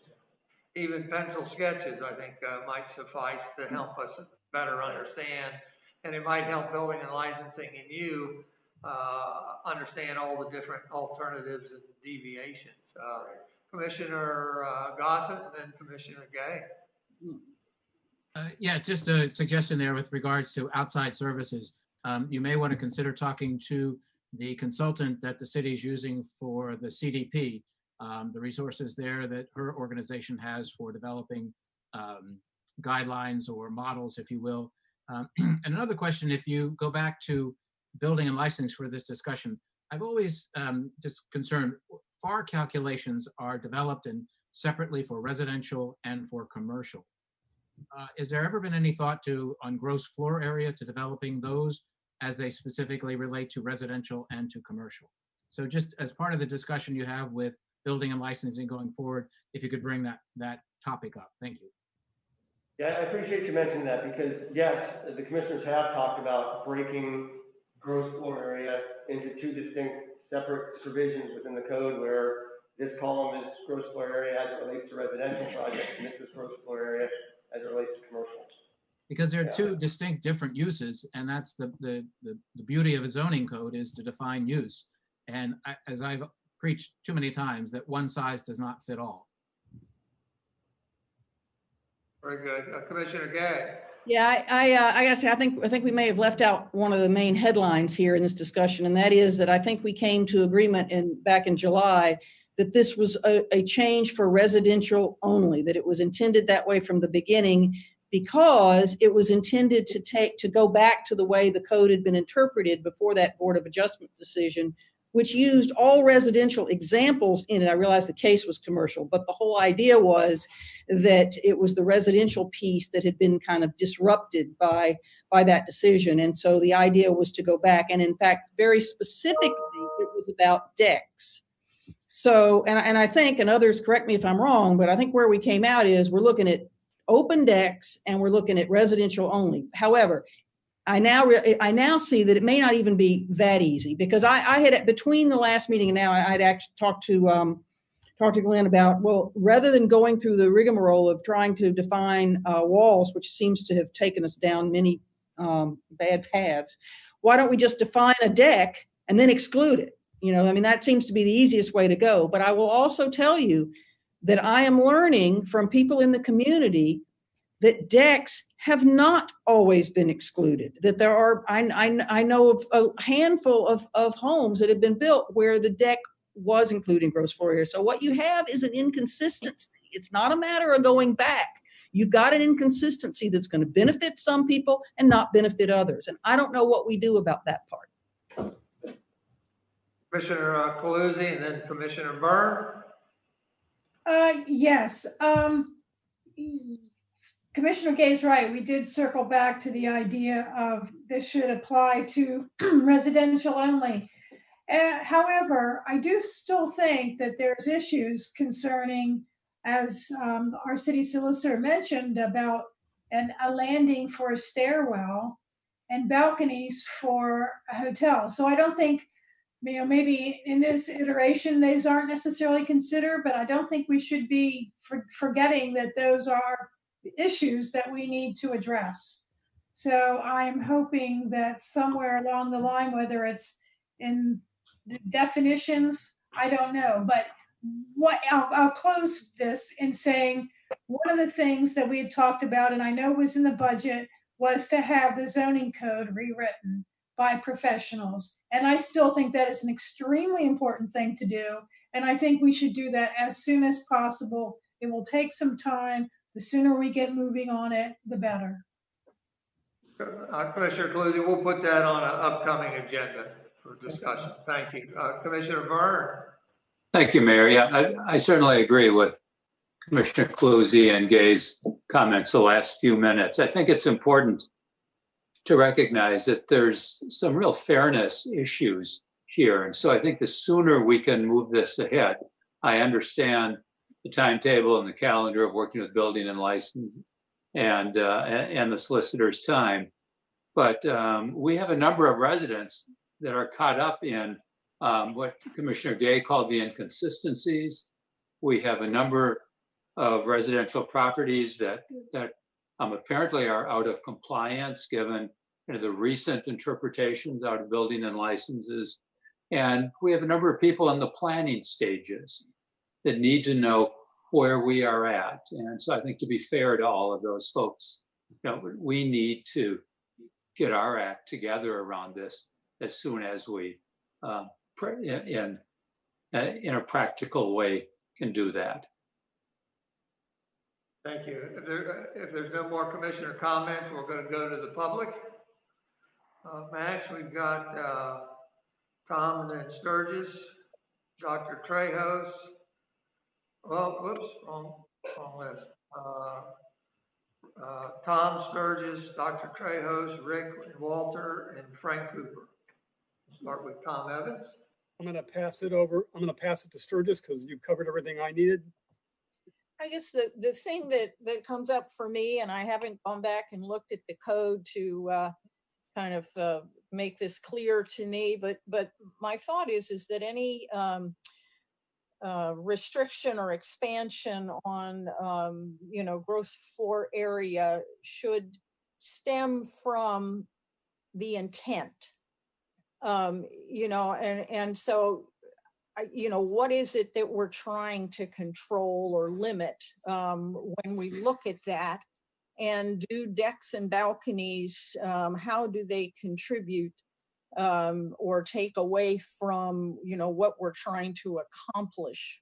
I don't know if that's density or noise. I'm just kind of saying my thought that's where I would like to see you start looking at that. And Stan, I did have one comment. That is, I made another comment earlier about definitions being kind of problematic. Some of the things that have driven decisions by the Building and Licensing Department and made decisions difficult by the Board of Adjustment is that we'll wander into a different section and find a definition which directly applies to something we didn't think about. And right now, the way the code sits, there are definitions scattered throughout that apply to zoning issues. So they're not looking at doing a full rewrite right now, but you're going to have to look through every definition in that book to make sure you don't have a definition that doesn't give you a contravening answer to a question, which then drives it to, you know, if it's a tie, it goes to the applicant, and then we end up in Superior Court again. So be careful with those definitions that are already there. Thank you, Tom. Thank you, Sturgis. Dr. Trejos? Yes, I have no comments on this particular item, and I'll pass. Thank you. Thank you very much, Dr. Trejos. Rick Perry? Thank you. I just want to, it clearly is important to get this clarified and clean up, you know, the issues that relate to the residential properties. And I think Susan's right. There's been a complete mismatch from time to time, depending upon who happens to sit in the building inspector's seat in terms of interpretation, which makes definitions important. I do, however, feel that you also need to address this from a commercial standpoint as well, because if you'll recall, this all stemmed from a decision by the building inspector with respect to a commercial property. And then that suddenly opened up the floodgates to applying it across the board. And I question whether or not, as it was interpreted in the particular instance, that it was appropriate. And I continue to go back to the International Building Code, which, as I've said many times before, has a definition of what constitutes an exterior wall. And I don't think there's been enough focus on that. Thank you. Thank you, Rick. Walter Brittingham and then Frank Cooper. I'll pass, thank you. Thank you, Walter. Frank Cooper. Yes, a quick comment on the commercial underground parking garages. I think they should be defined by the height of the first floor underneath of it. If you're worried about things that are partially underground, and if there's going to be a discussion about whether the car is underground, but the ceiling of the parking garage isn't, that definition should detail what is meant by the top of that parking structure as opposed to street level, so that we are in fact getting parking garages underground, and that the commercial first floor commercial space is truly at street level and not 3 feet or 4 feet up because the parking garage couldn't go far enough down. On the issue of residential decks, which seems completely unrelated to that, but nevertheless, I think a wholesale exemption of second floor decks from the FAR is going to unleash a Pandora's box of building that we can't even begin to imagine how that's going to, the ramifications of that. And I think you're opening a new swimming pool issue myself, with decks overhanging people's private spaces and their bedrooms and stuff on second floors. Any such discussion should be limited to maybe decks above front porches where you have sort of a defined area adjacent to it that everybody's pretty much the same setback and the same things are going to be alongside of it. Once beyond the front yard, you never know what you're getting into. So I think it's a really bad idea to exempt decks, second floor decks, in anything except maybe over a front porch. That's all. Thanks. Thank you, Frank. So I don't see any more commissioner comments. The same question. What are the next steps? What's the timeline, and what are the outcomes? We've already talked about the next steps. Glennon's going to go to building and licensing and look into doing some at least pencil sketches or illustrations to come up with all the different questions that are still unanswered, so that you can come back to the commissioners. the ideal time frame would be October 5th. Now, that's only 2.5 weeks from here. Well, I think, Mayor, I put it on the agenda for, as a discussion topic so that if we're ready to go and we can get some support documents out ahead of time that we can do it. And we'll work to try and have those for you. So I wouldn't limit the agenda so you could not discuss it, but I would anticipate having at least some subject matter to be able to discuss on October 5th. We could, that would be great, that if we could at least advance it a few steps. Sure. Yeah. Appreciate that. Yeah. If there's no other, I see no other comments. We'll go into old business D. Discuss current permitting program for wireless communications facilities and possible amendments to the relative codes within the zoning code that have to deal with wireless. I'd just like to preface this by saying that, on the wireless subjects, we all know that there's some old or existing antennas installed in the last couple of years, and there's about 6 of those. There's permits submitted and pending for about 28. Per the diagram, I think it's embedded in the agenda. And then future permit applications is a question mark.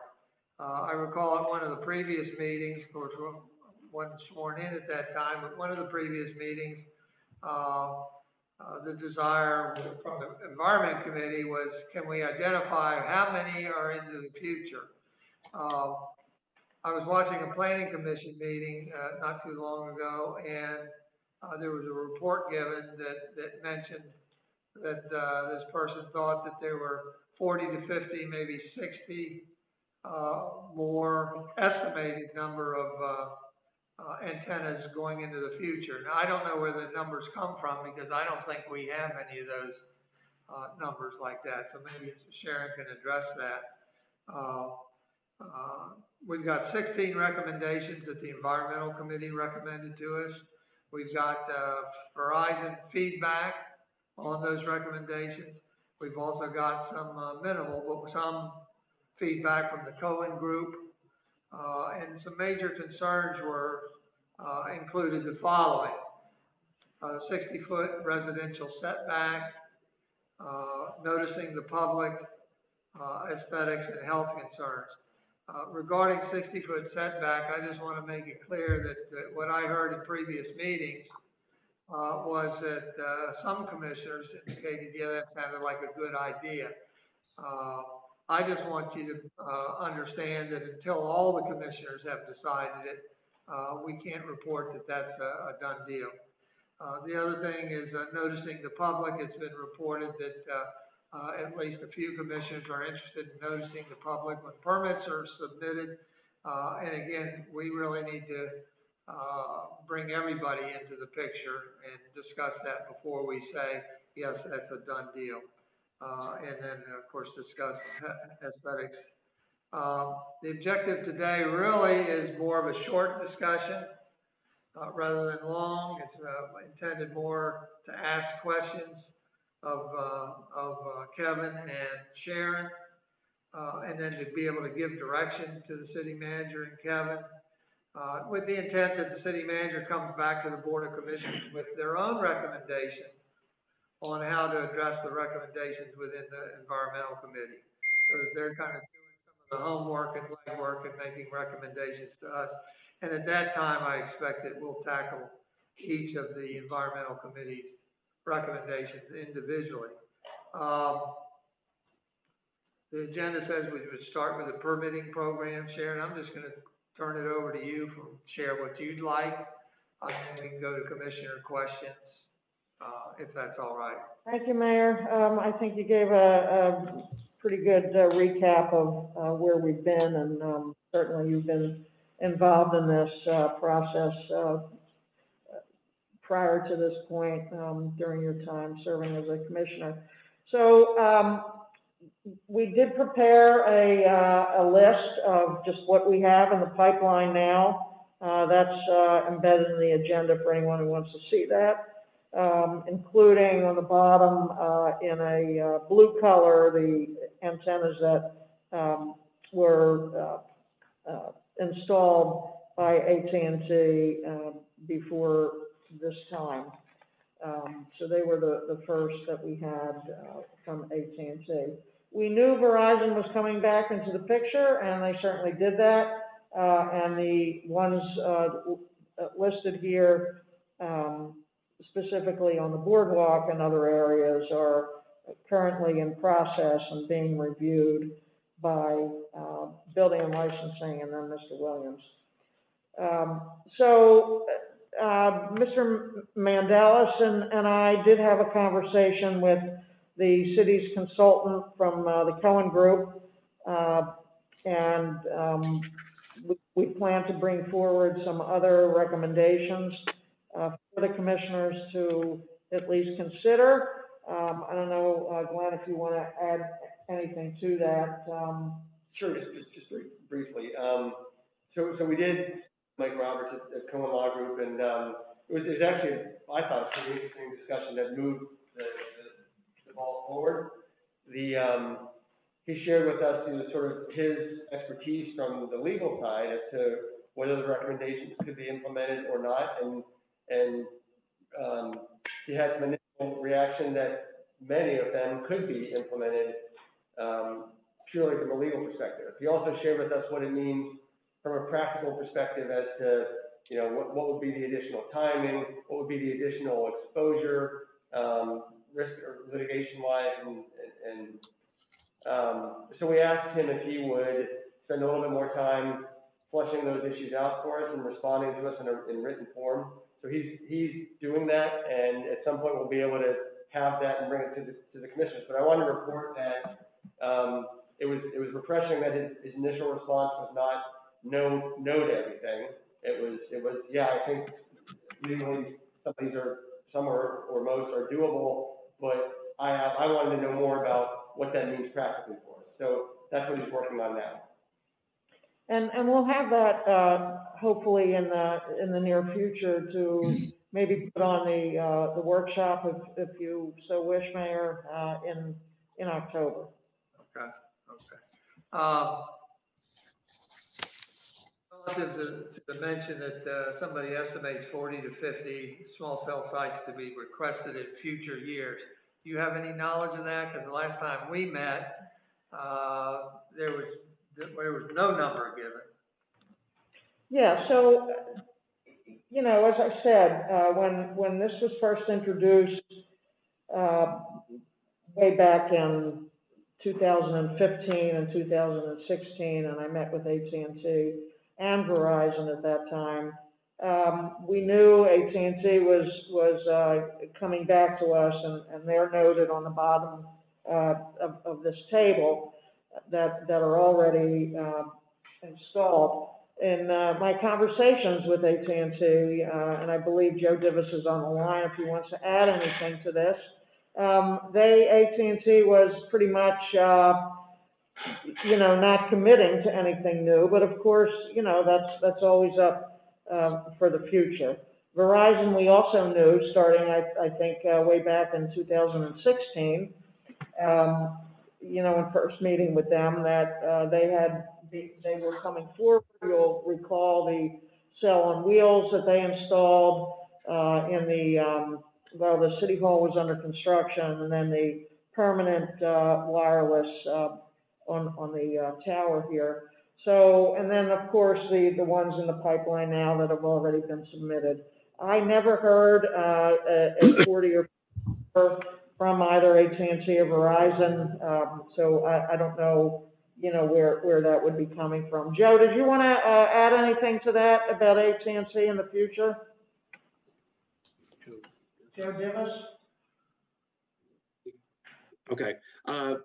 Sharon, no, you were accurate. We have nothing planned at this time further for Rehoboth Beach. All right. Thank you, Joe. Thank you, Sharon. Thank you, Joe. What I'm trying to ascertain is beyond what's on our data sheet, we don't know of any other that might be coming in the future. So. Well, I do think, Verizon is looking at submitting additional, but again, your specific question about 40 or 50, that's not a number I ever heard. All righty, very good. We do have members of the public that want to speak, but let's go to the commissioners first. Commissioner Byrne, and then Commissioner Lagree, Commissioner Byrne. Yeah, thank you, Mayor.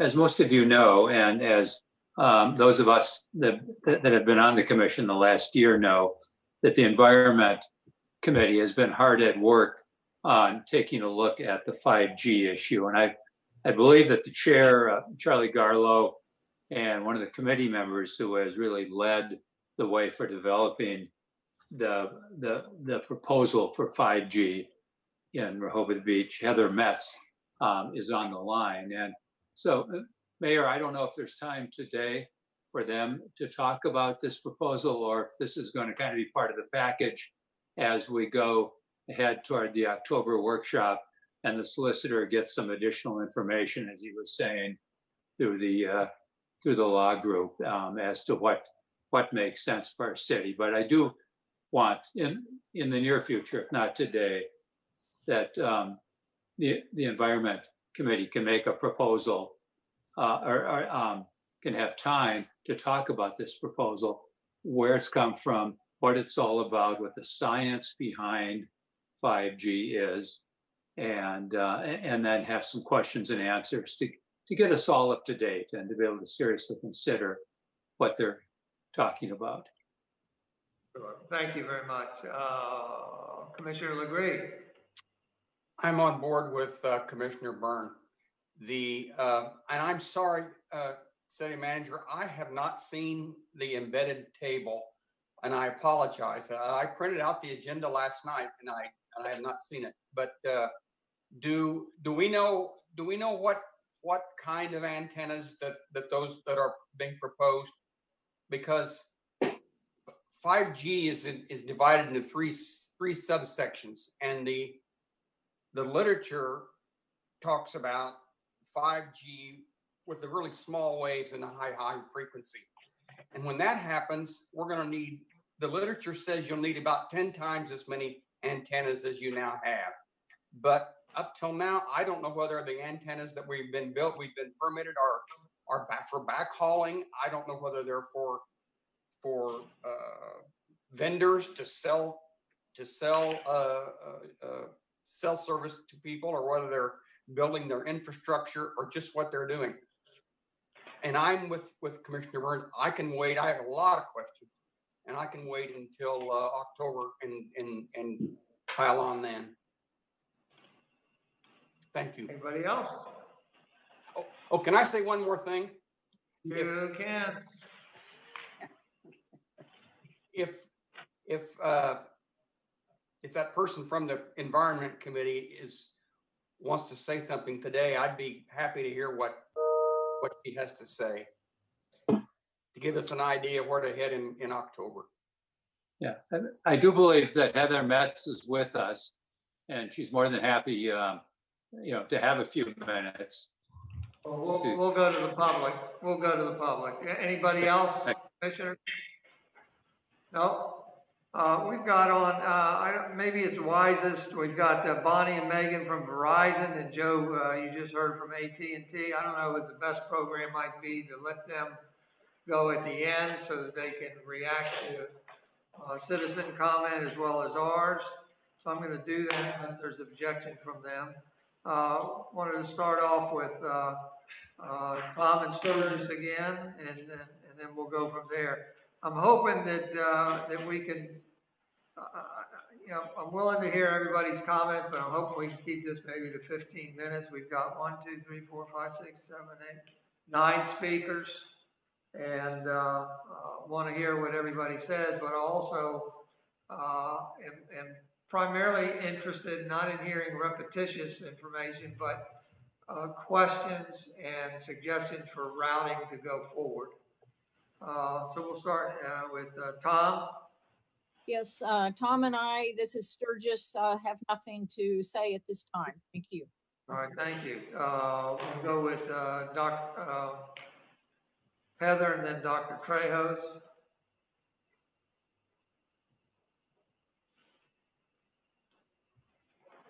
You there, Heather?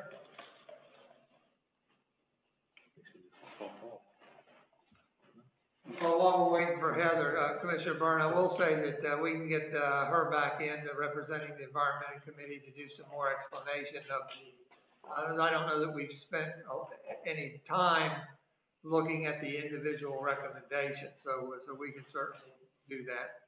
So Heather, she dropped off, so. She keeps muting herself.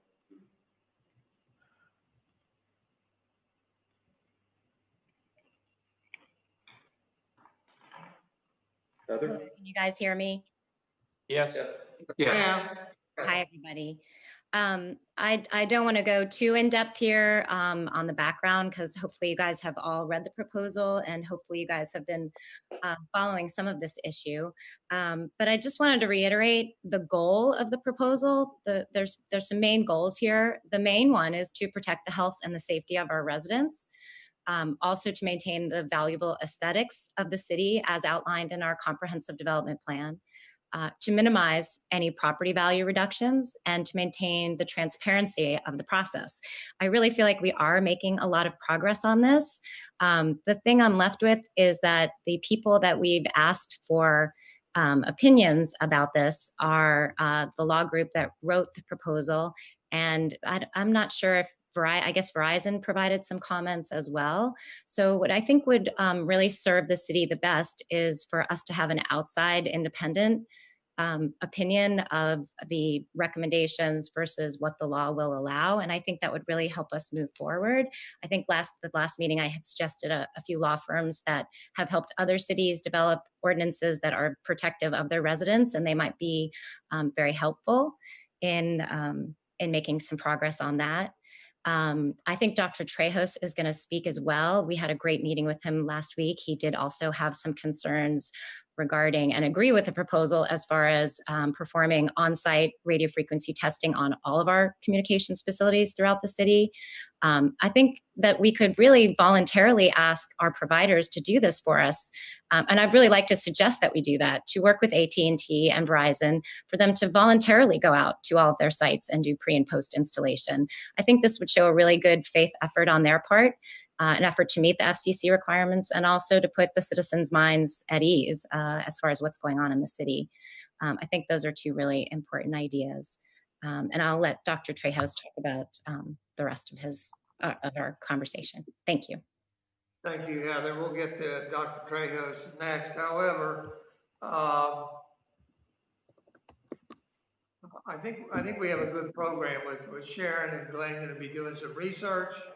That they are going to go back to the Cohen group and bring back some comments beyond what they've already done. And I think at that time, then we can receive those comments from the Cohen group and also evaluate them before we just initiate an outside law firm and engage with them. I prefer to go to the Cohen group one more time. Are you comfortable with that, Sharon? Yes, thank you. All right, thank you very much. And then some people have been asking me about the Verizon review of the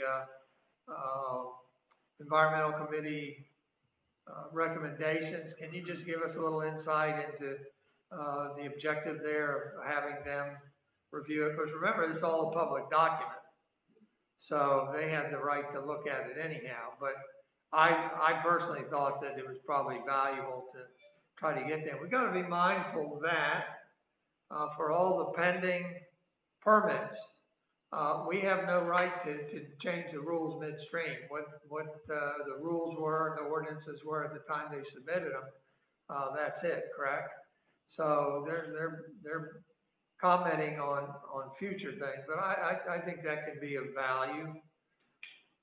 Well, certainly, Mayor, you know, as a utility provider that's going to be in the city, you know, we worked with them when we prepared the first ordinance through Cohen Law Group, and I think there's some value in working with them in any possible recommendations and changes, because they're going to highlight for us areas that give them, you know, particular concern or areas of things that we could maybe do better that's you know, that doesn't harm the city and doesn't harm them. And you know, so I don't think there's real harm in having them comment it.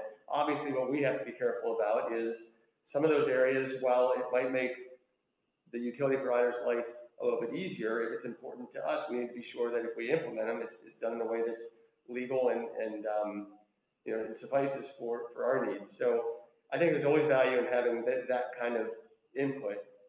Don't mistake that for the city kind of rolling over to whatever the utility provider wants. It's just one more piece of information I think we need to have and use as we develop these proposals.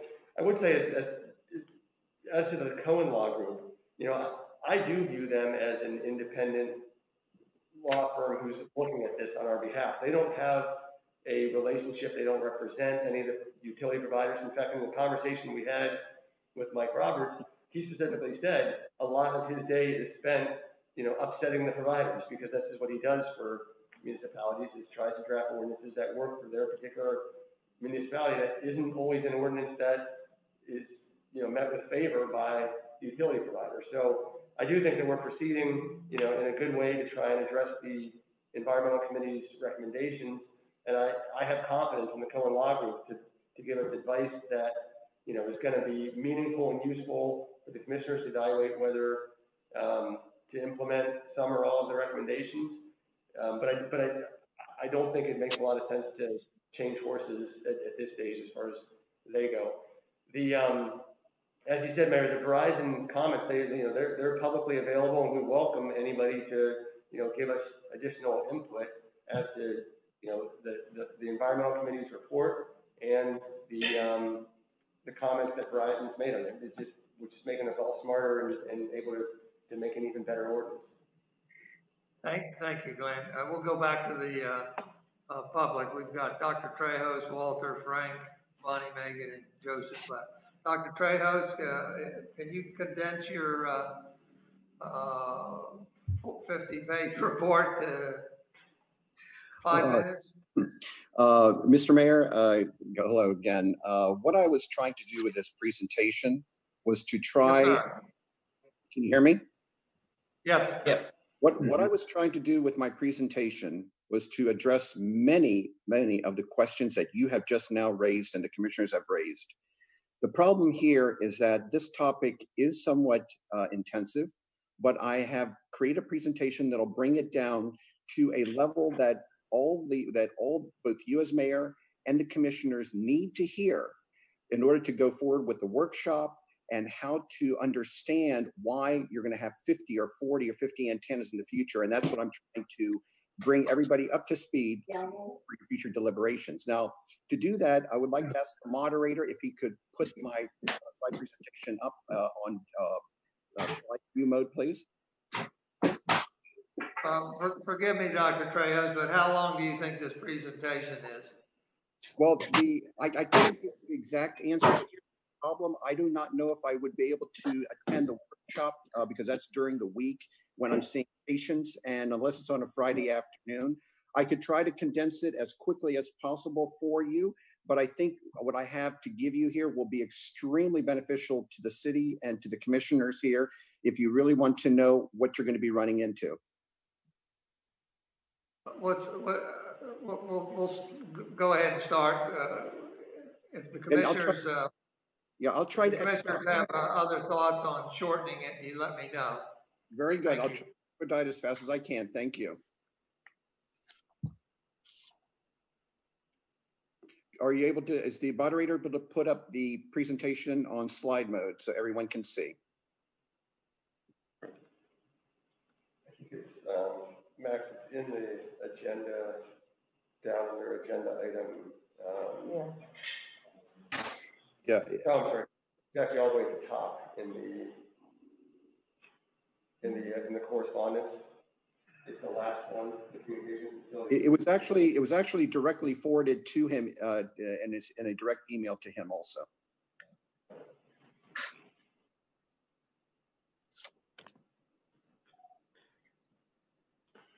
The presentations for Dr. Trejos are listed under correspondence.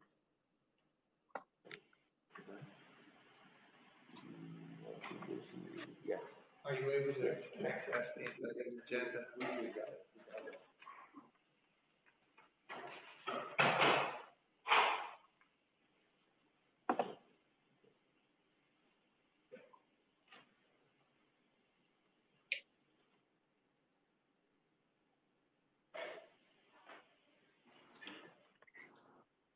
And if you could put it into slideshow mode, please. On the upper, see where it says slideshow on your upper left a little bit.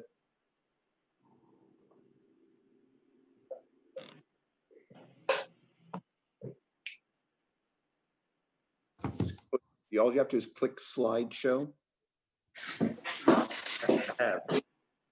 Working on it, Dr. Trejo. Right. I'm trying to assist him in doing that. You might need to hit enable editing first and then hit slideshow. Done that, Trejo. Thank you. Slideshow.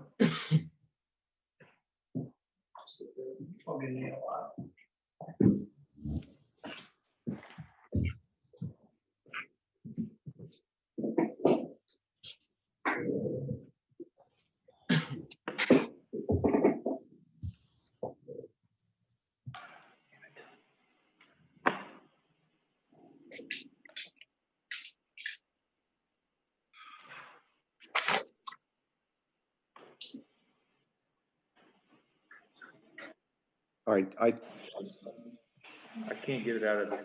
Yeah, I think we're doing fine right there. I think if you want to do it, that should be good. If you go to the first slide, very good. Again, thank you for allowing me to speak on this topic. Next slide, please. For the purposes of the public and the industry, both AT&T and Verizon, I do have transparency and disclosures. Briefly, again, I'm the physician commissioner in the state of Alexandria, the at-large physician representative on the Fairfax County Healthcare Advisory Board. Also, a NARTE certified first-class telecommunications engineer with FC's licensure. Next slide, please. The licensure includes my United States radio telephone operator license. Next slide. Both my US and international GMDSS maintainers license. Next slide. Additional disclosures is that I'm the former chairman of Legislative Regulatory Affairs for Region 20 Public Safety, which in part on the last bullet, I was responsible for the oversight of wireless communication facility build-outs, and therefore we're very versed on what's going on here with 5G. Next slide, please. The current city ordinance that you see on 274612AJ predominantly, last line, addresses the proof of compliance with such, shall we say, of the non-build out, and that they're complying with everything. Next slide, please. The Environment Committee original proposal of 8.3 of 22, and for which I'm in concurrence with, was to add emissions measurement for each small cell site that would be built. Next slide. Verizon's response obviously was to delete the measurement emissions for each cell site. Now, in order to understand the reason why for that, we need to go into why or how we got to the point of RF radiation emission exposures. Next slide, please. On August 1, 1996, the Federal Communications Commission, through Report and Order ET Docket 9362, adopted the environmental standards pursuant to the National Radiation Protection Manual and the ANSI standards. Next slide, please. Radiation exposure to the human body is based on the specific absorption rate. And paragraph 40, as you can see, it's based upon watts per kilogram. Paragraph 44 of the Report and Order categorizes 5G transmitters as general population uncontrolled exposure to someone of the general public as in the care of residents near an area of a broadcast tower. The paragraph 9 of the Report and Order again reduced the permissible from 8 watts per kilogram down to 1.6 kilogram. And next slide, please. Before you see 5G installation in Fairfax County, Virginia, you will see 2 feet below is a warning label. Next slide, please. The warning label basically states that if you proceed closer, it basically says beyond this point, you are entering an area where radio frequency emissions may exceed the FCC general population limits. Next slide, please. You now see a Verizon 5G tower. It also has the same, next slide, warning label about the same emission that the AT&T one does. Next slide. But also has another label which talks about the actual distance you need to be away from the 5G antenna. Next slide, please. The actual presentation shows, as you can see right there, that it states that keep back 2 feet from this antenna. FCC public exposure limits may exceed within that distance. Therefore, at this time, you would only need to be beyond 2 feet to be supposedly outside of the range of potential maximum permissible exposure. Next slide, please. So the issue before us is whether or not maximum permissible exposure of indirect certification for direct RF radiation measurements is appropriate here. As we know, the FCC has given extensive latitude for 5G sites because of the nationwide build out. However, wireless carriers are only having to, quote, certify that they meet the 2-foot maximum permissible limitation. But in order to truly determine whether or not that is accurate, on-site RF radiation measurements should be conducted at various distances and altitudes from the antenna in order for that to occur. Ironically, this is the only way that citizens of Rehoboth Beach will feel safe having 5G installations in their neighborhood. Next slide, please. Of anyone in the city of Rehoboth Beach who may be affected by this is myself. This is my apartment located on top of David Skippers on Wilmington Avenue. Next slide, please. Outside my balcony is going to be a proposed Verizon 5G establishment. Next slide, please. I have taken the measurement from the pole to my balcony. Next slide, please. And as you can see, it's getting closer. Next slide, please. I'm merely 7 feet away from the telephone pole where the 5G antenna installation is to be. I don't believe there's anyone else in the city of Rehoboth Beach who will be actually having a residence that close to a 5G tower. Next slide, please. So the issue that many people have been bringing up, including citizens of Rehoboth Beach, is the following. Will 5G cause genetic health mutations? And as a physician, I am very astute to this, and we also teach this to my medical students as I'm a professor at 5 medical schools, including Georgetown. We have the concept here of ionizing versus non-ionizing radiation. Ionizing radiation versus is basically based upon the mathematical equation known as Planck's constant, and Planck's constant is a quantum physics of magnetic action and proton energy. Planck's constant is that value, and therefore the energy of photons or frequency times Planck's constants. Next slide, please. Ionizing radiation occurs at extreme high frequency end of the electromagnetic spectrum, such as X-rays, gamma rays, and ultraviolet rays. Relative to the entire electromagnetic spectrum, 5G uses much lower frequencies and are not powerful enough to damage human tissues or cells or the immune system of the body, and thus is a non-ionizing form of radiation. The International Commission on Non-Ionizing Radiation Protection also found no evidence suggesting 5G poses a risk to human health. Next slide, please. So why do we need so many 5G sites? Again, at the September 4, 2020 virtual meeting of the Environmental Committee, a question was raised. Why wireless carriers are wanting to place 5G sites every 275 feet on the boardwalk? And I just asked if anyone in the public is listening. Why? And does that seem reasonable to anybody?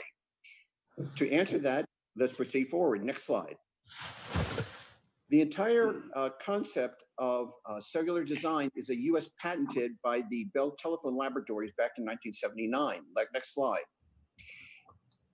It is based upon the concept of octagonal, shall we say hexagonal polygons in a fashion that allows for frequency reuse. Next slide. Here, for example, is to give you an example of what we call macro site cellular, what has been constantly being discussed as the current sites within City of Rehoboth Beach. If you look at the, let's now look at the upper right F1 hexagon. Next slide. That is where the Henlopen Hotel site is located. You also notice that the antennas are pointing towards the southwest to allow better penetration of that cell area from that site. Next slide, please. If you now go down to F2 on the right lower quadrant, next slide. That would be the Star of the Sea site. Next slide.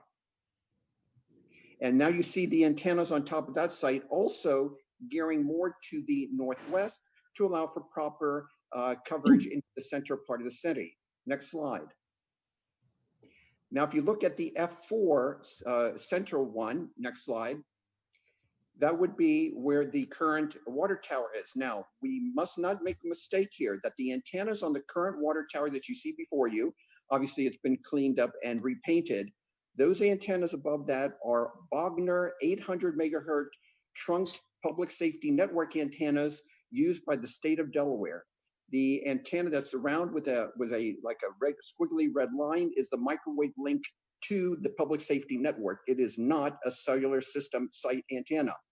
There is, however, an additional cellular site a little bit further down, and that would then be constituting the hexagon in F4. Next slide, please.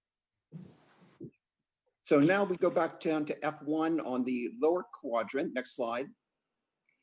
And that would be the tower located at the Route 1 bridge that crosses over. Next slide, please. The F3 site that you now see next to the F4 in the central, next slide, would be the tower located behind Quillen's hardware store, very close to Route 1. Next slide, please. And then the subsequent F2 and F1 in the upper quadrant would be the big, large site located out at Pete's Steakhouse, or Pete's Steak place there, and which is also next door to the fire department auxiliary station. Next slide, please. So now to understand this even more simplified, the number of sites needed is basically based upon frequency. So for example, if you're at a 450 megahertz, you can get in, for example, I am an amateur radio operator with a handheld radio on 462 or 440 megahertz. I can actually get into the Ocean City system, which is over 30 miles away. Once you start going up in frequency, you need more sites to make your coverage. As you can see at 950, 3 sites, 1800, 12.6, 2100, 16.2, and clearly 5G is now at 5 gigs, 6 gigs, or 5,000, 6,000 megahertz, and therefore require a significant more number because you now go from a macro level down to a micro level. Next slide. So therefore, to achieve this, this is the pattern. This is the pattern that we are looking at. You're looking at what would be required to put sites within the city of Rehoboth Beach. As you see on the right-hand side, you see the upper right one that says the number 1629, 17,310, and 26.3. Those would be the ones located on the boardwalk. So for example, the 269 would be Rehoboth Avenue, 17,310 Wilmington, 2613 would be Delaware Avenue.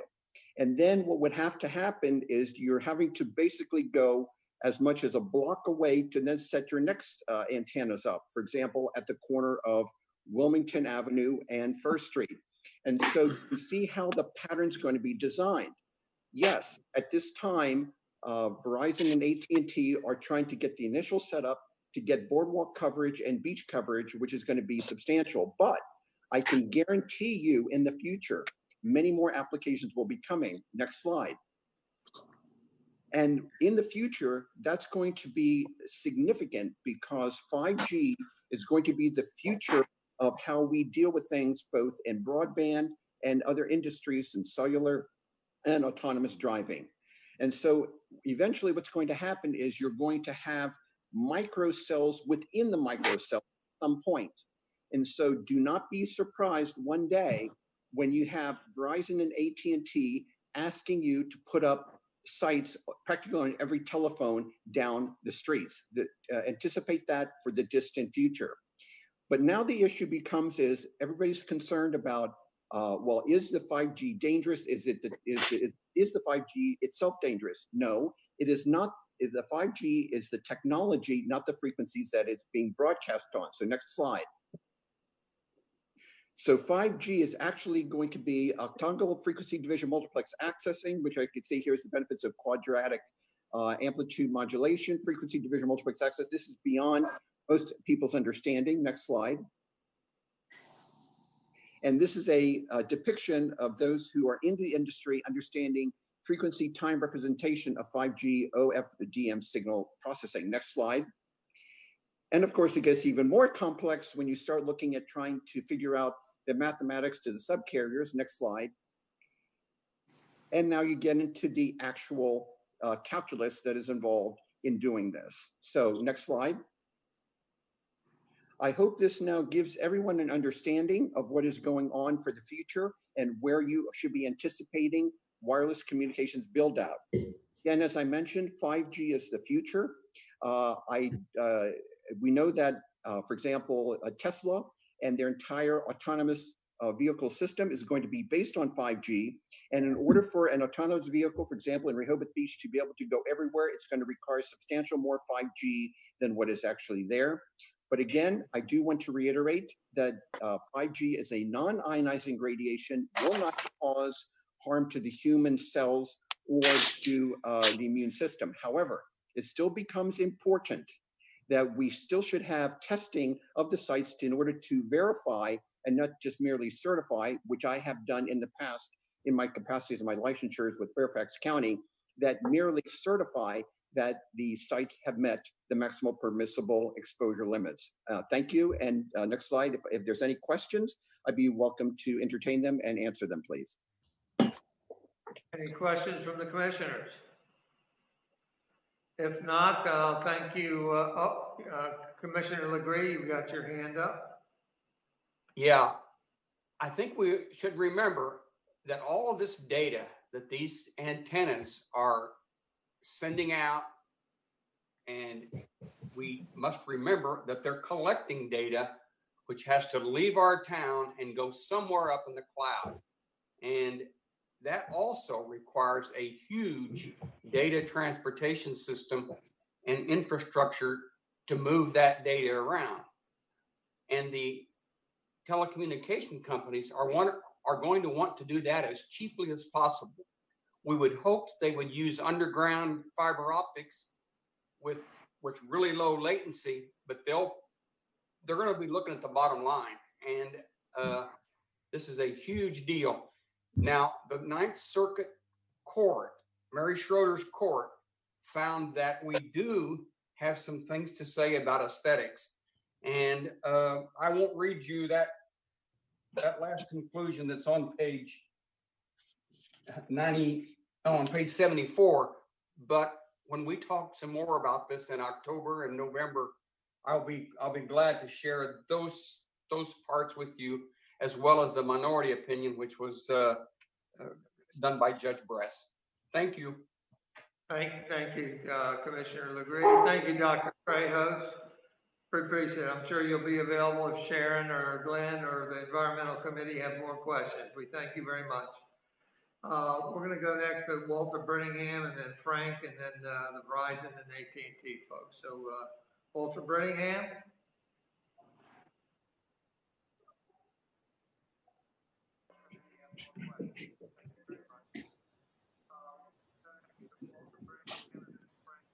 There, Walter. I'm here, thank you. I really would appreciate, first of all, it was a nice presentation. I've seen most of it before, and these are literally commercial industrial applications, or some of them in the area. And I really encourage you to kick back and slow up and don't let it go too fast. Thank you very much. Thank you, Walter. Frank Cooper.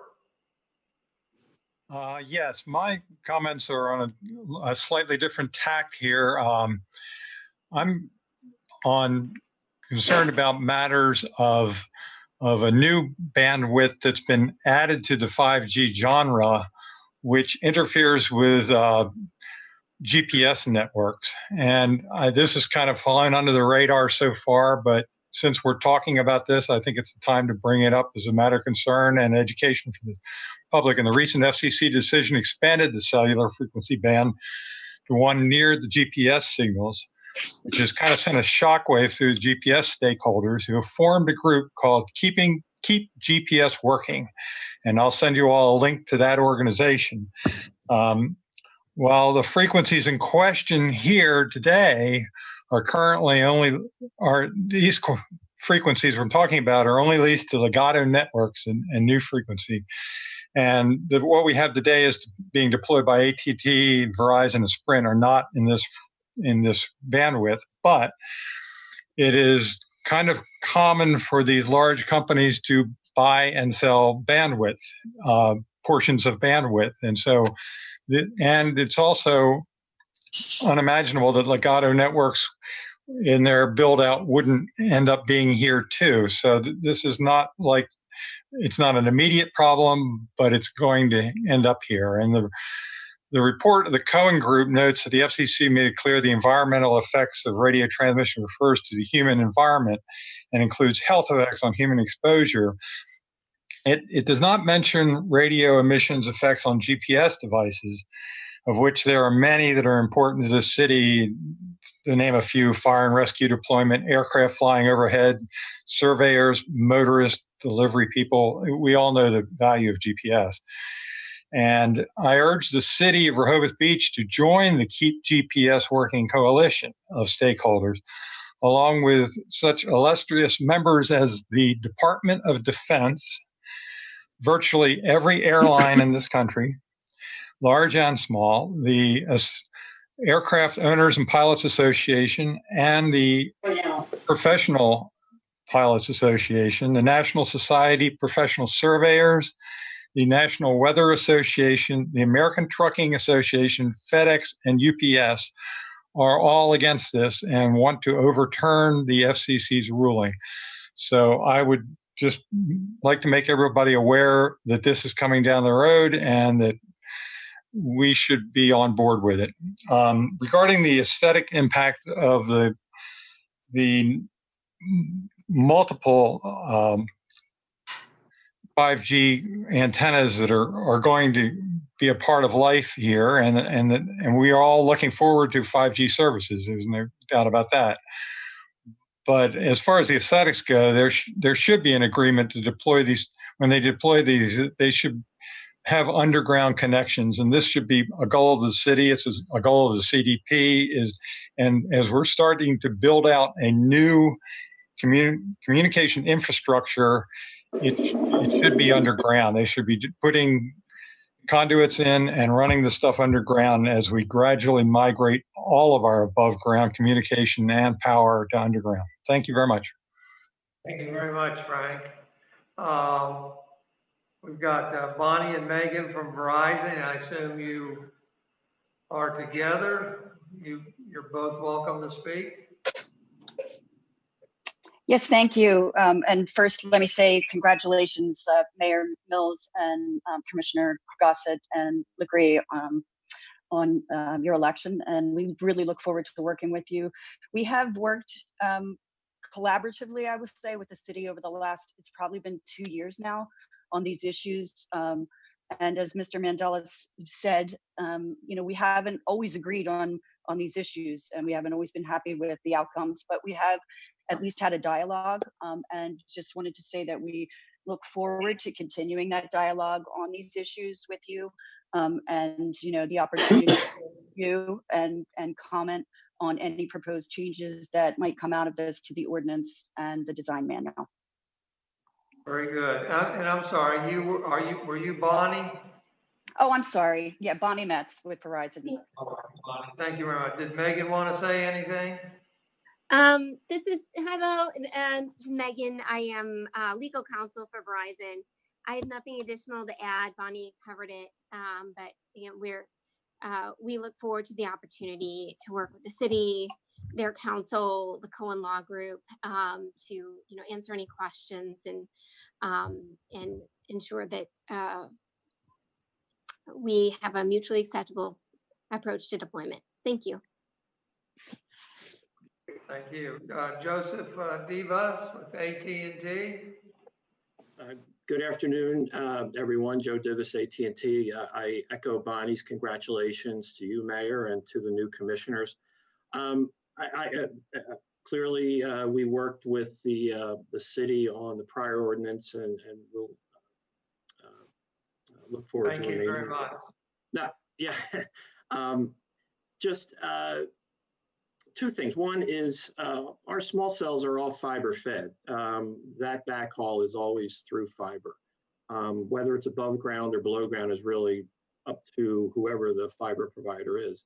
The other thing I would just add, and the other thing I would say is people often conflate small cells with 5G. Not all small cells are 5G, and none of our small cells in the city right now are 5G. I just to clear up that in the sense of how we term things. That's it. Thank you very much.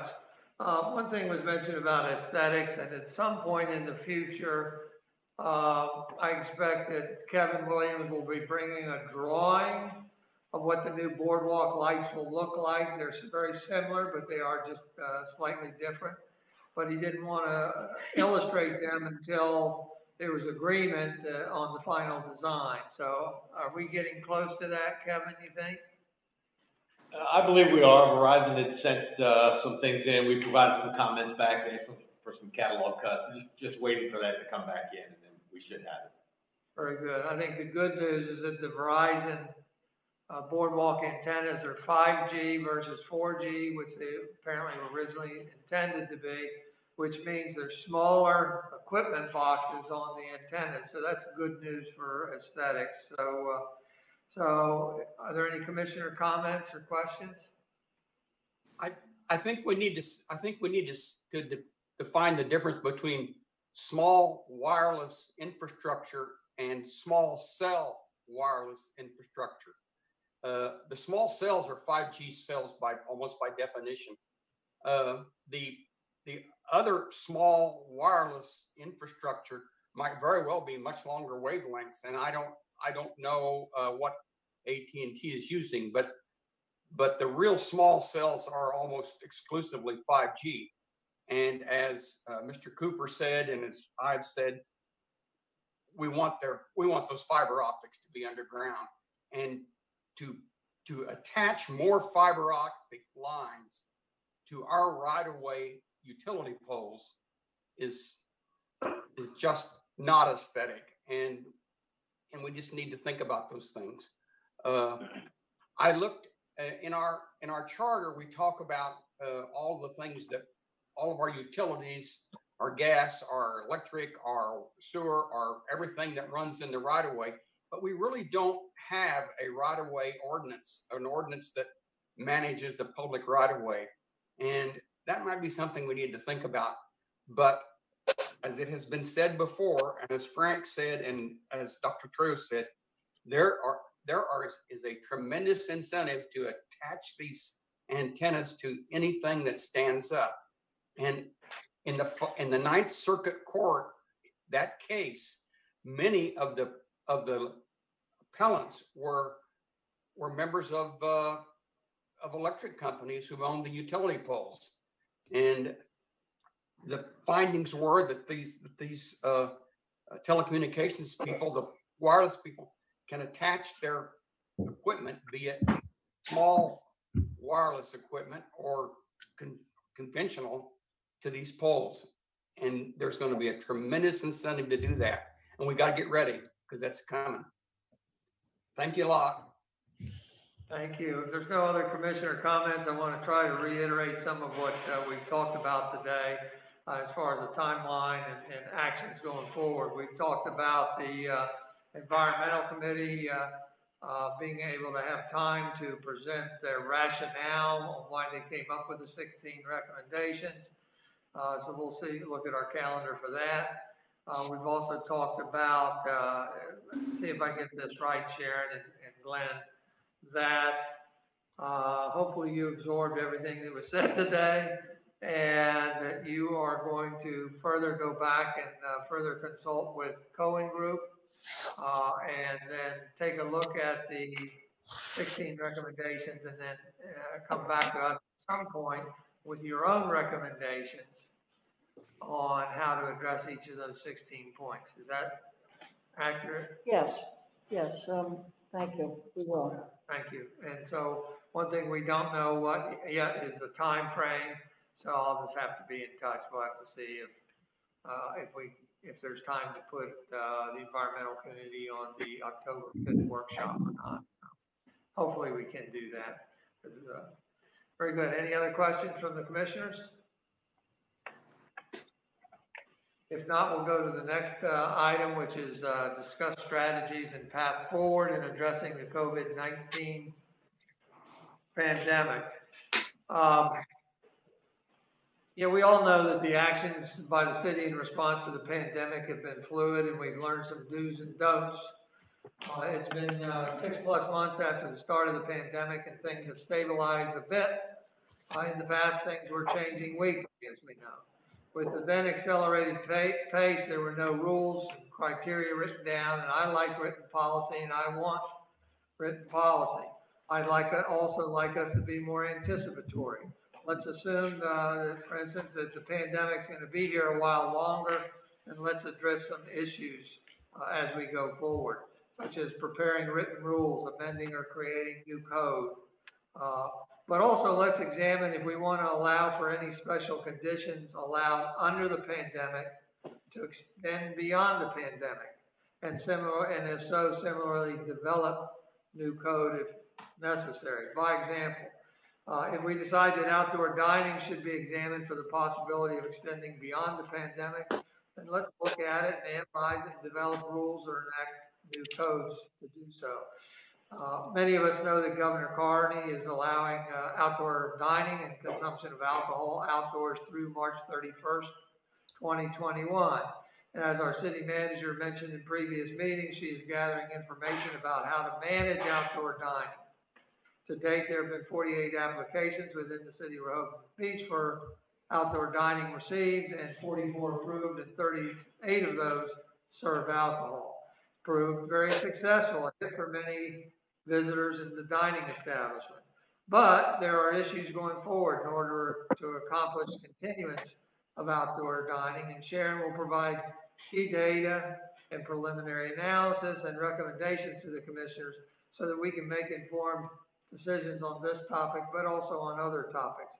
And many of you know that I have scheduled our first COVID-19 meeting for next Tuesday, September 22nd at 3 o'clock in the same time slot as earlier meetings devoted to the pandemic.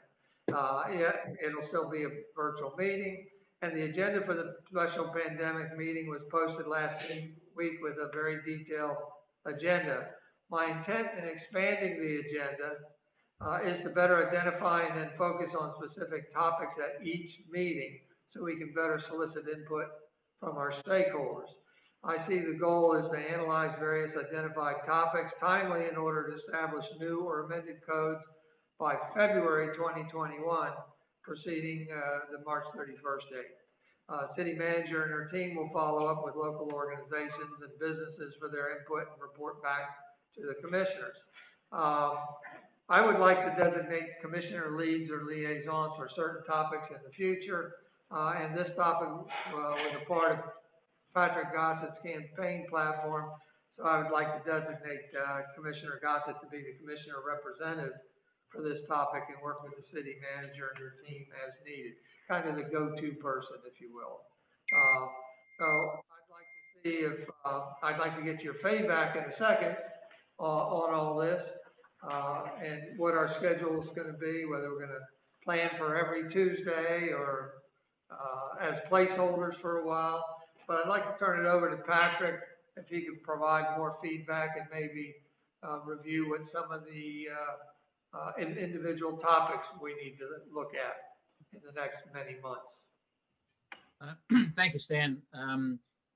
As we all know, the COVID-19 is going to be here for the foreseeable future, and trying to react to this in a proactive way of giving our residents and our business owners, restaurant owners, hotels, exactly some established expectations. The season is somewhat slowing down a little bit now, although I'm glad to hear we've had a strong parking season at the end of August and over Labor Day. But dealing with this on specific issues, Stan has placed up here some of the agenda items that are for future. This is what we're going to deal with. And initially, we have the barricades that are still up at quite a number of participating restaurants. But looking at that going forward, just to analyze how they're working, if it can be done in a different manner, but talking with the actual users to see what's going on, not only the restaurants, but the retailers. Winter's coming up. colder weather, the use of outdoor heaters, some type of heating fans, or perhaps lighting, this type of thing, is probably the issue that is most in the forefront of everyone's restaurant operation at the present time. So that will be the topic for next week's meeting specifically, bringing the information from the users and also trying to set some expectations and some guidelines going forward. I've also had conversations with Dr. Tam from BB Healthcare, who I felt that this was one of the initial aspects that we were missing in bringing the management together for going forward in COVID. So Dr. Tam is very happy and very willing to be a part of any of our discussions when needed. Obviously, he's a very busy individual, so we will only call upon him when needed, but he is very excited to be a part of it and offer his expertise through whatever he can provide to us in going forward.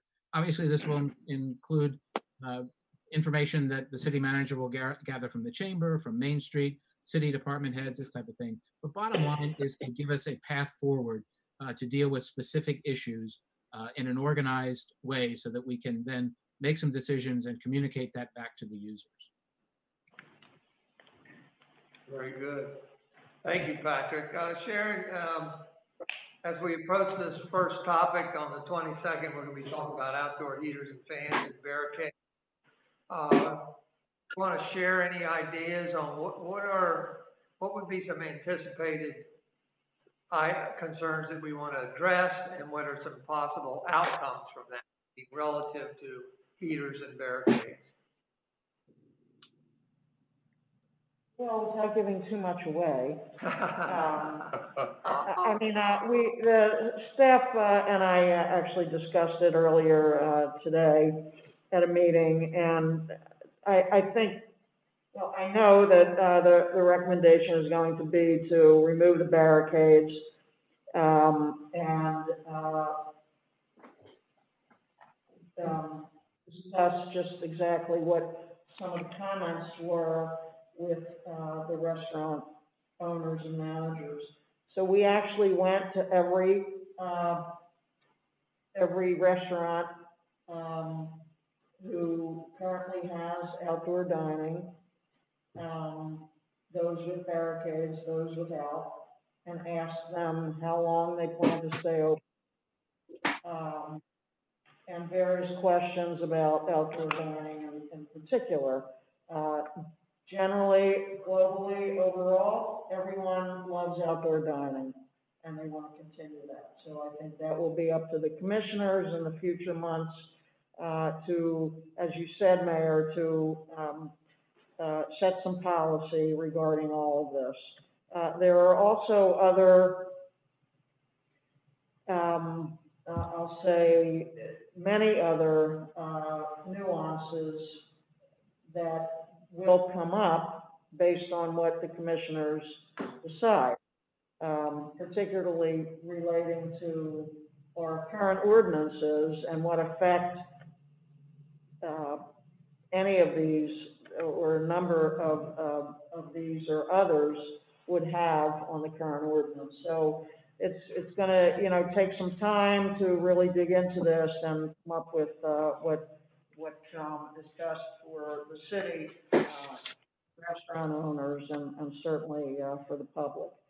So in saying that, we'll have recommendations on Tuesday, and we'll give you some hard data, and Dennis, Jenny, and Howard Rothstein have been around and speaking with them, and you'll hear from them too about what they've had. Very good, thank you.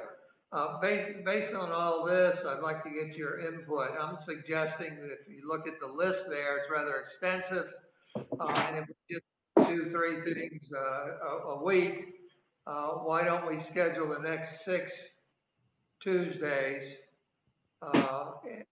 to be able to conduct our COVID-19 special meeting. So I'd like to get some feedback from you all on all this program and the schooling, please.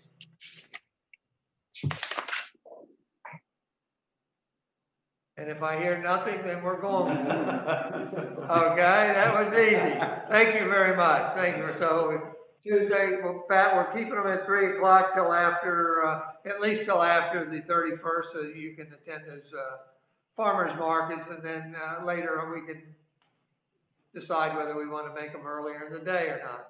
Thank you very much. Yeah. We've got some members of the public that would like to speak on this topic. I hope you're maybe as quick as our commissioners. It's getting late, but we'll give you, your time allotment. I've got, Rick Perry, Carol Everhart, Tom and Sturgis, and Walter. Rick Perry. Thank you. I'm going to pass at the moment, but encourage you to proceed, to take actions to be able to maintain outdoor dining.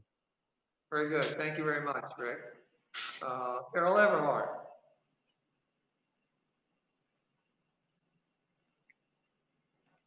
Can you hear me, Stan?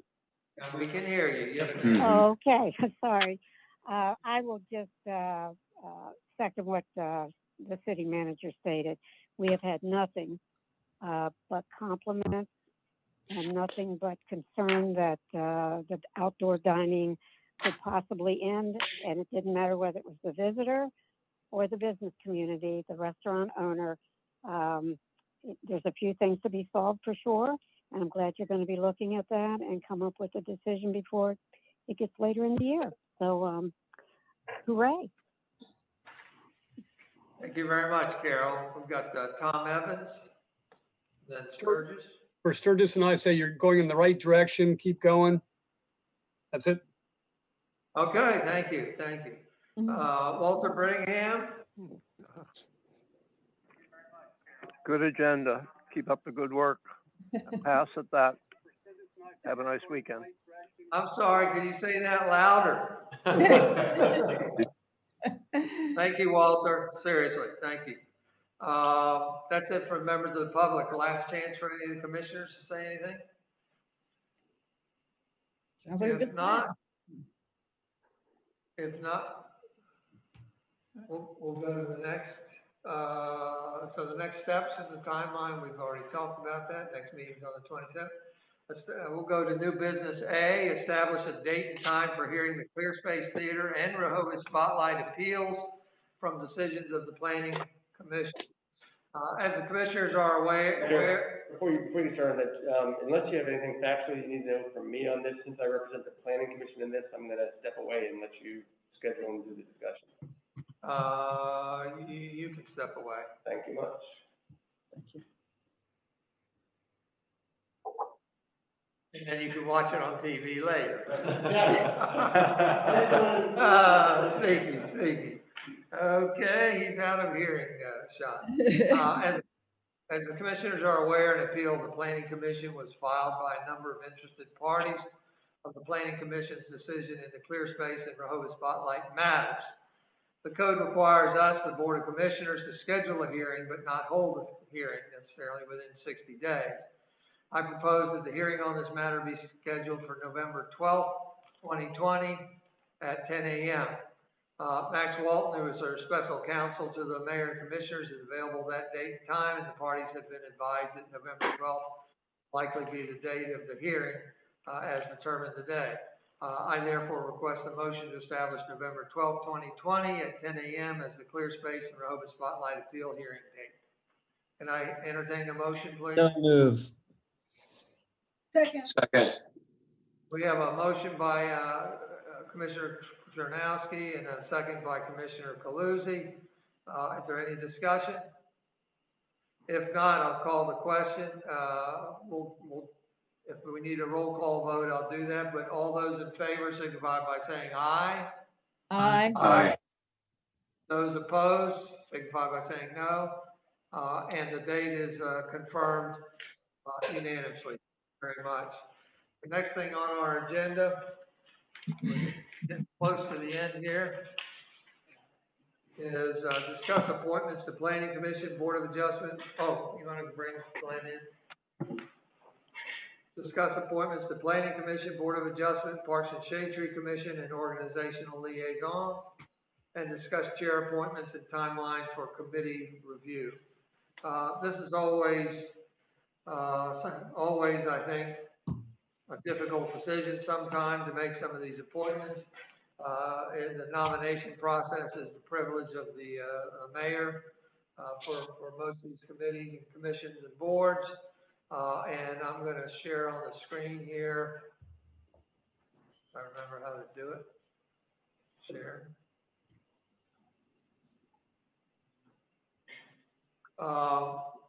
My nominations for Board of Adjustment, Jerry Capone's term is up, and I'm nominating him for reappointment. Louis Katz's time is up. I'm nominating Jan Conacy to take his seat. We're addressing also the Parks and Shade Tree Commission. Marcia Maldies, my wife, has resigned.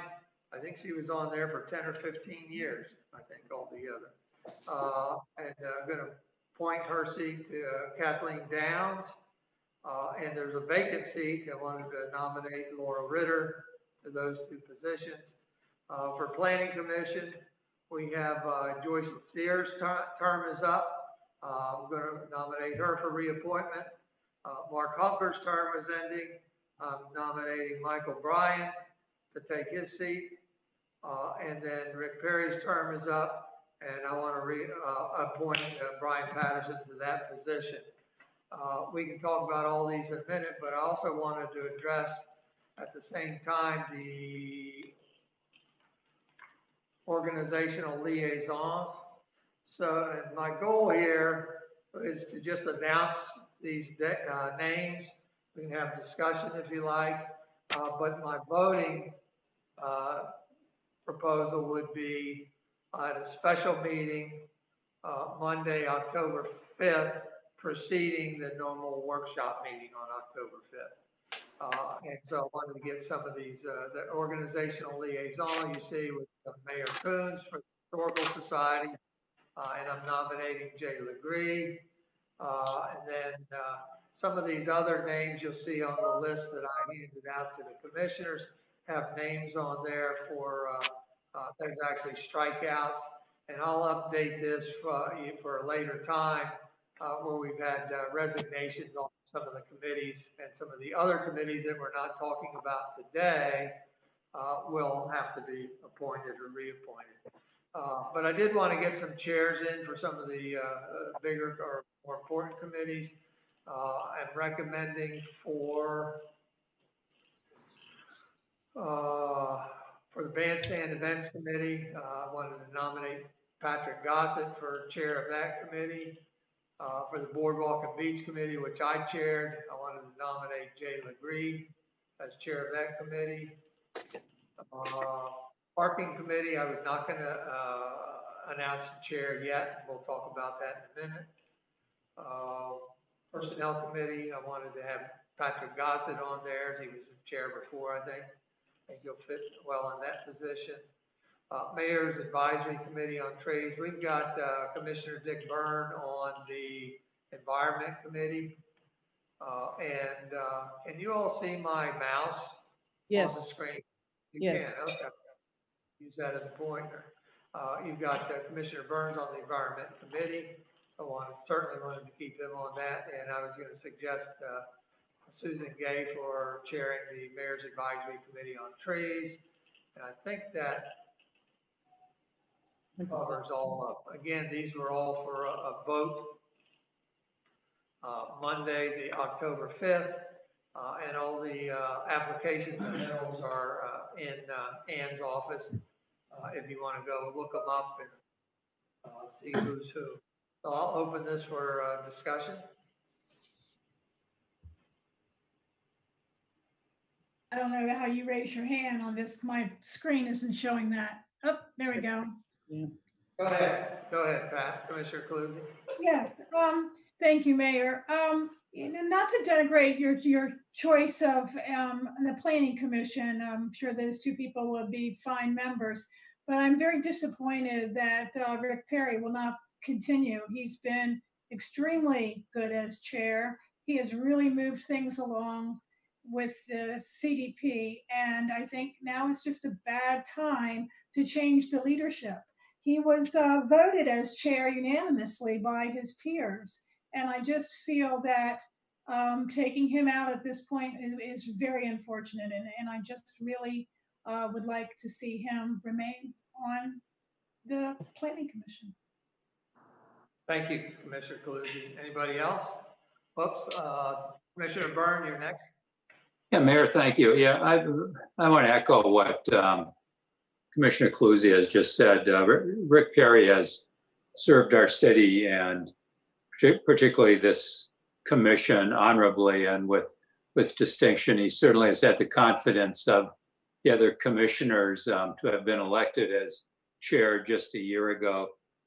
He has facilitated, I think, some very, very intelligent debate that has led to a lot of problem solving.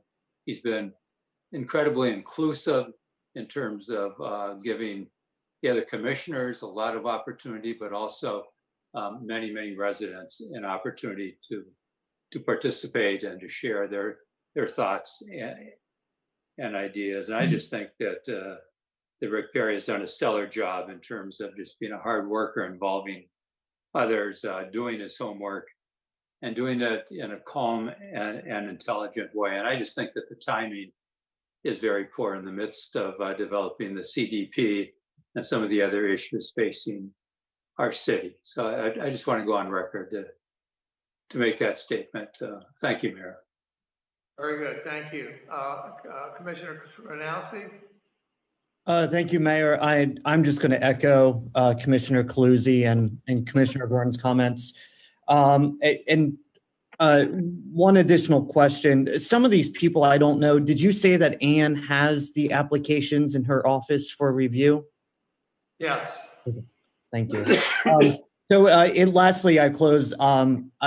Given the Commissioner Byrne and Calusi's comments, I'd ask people to reconsider not reappointing Rick Perry. Thank you. Thank you. Commissioner Gay. Yes, I think it's interesting that the subject of the timing, especially with the CDP, has been brought up, because that was exactly the argument that I raised this time last year when there were 4 appointments to be made to the Planning Commission, and in fact 4 new people were named. I guess three new people were named, despite my objection about continuity. And it turns out that it did move ahead, partly because, as the consultant said at the most recent meeting just last week, when the issue came up that there would likely be some new people in it, she said, this is what she deals with every year. Every city, every commission has new people, coming and going every year, and it wasn't going to be a problem. And as I said, it doesn't seem to have been a huge problem this year. However, I will also say that I think that this is a particularly good mix of people, and that's because, and the reason I'm saying that is, first of all, Joyce is staying on, and that brings continuity with the current commission.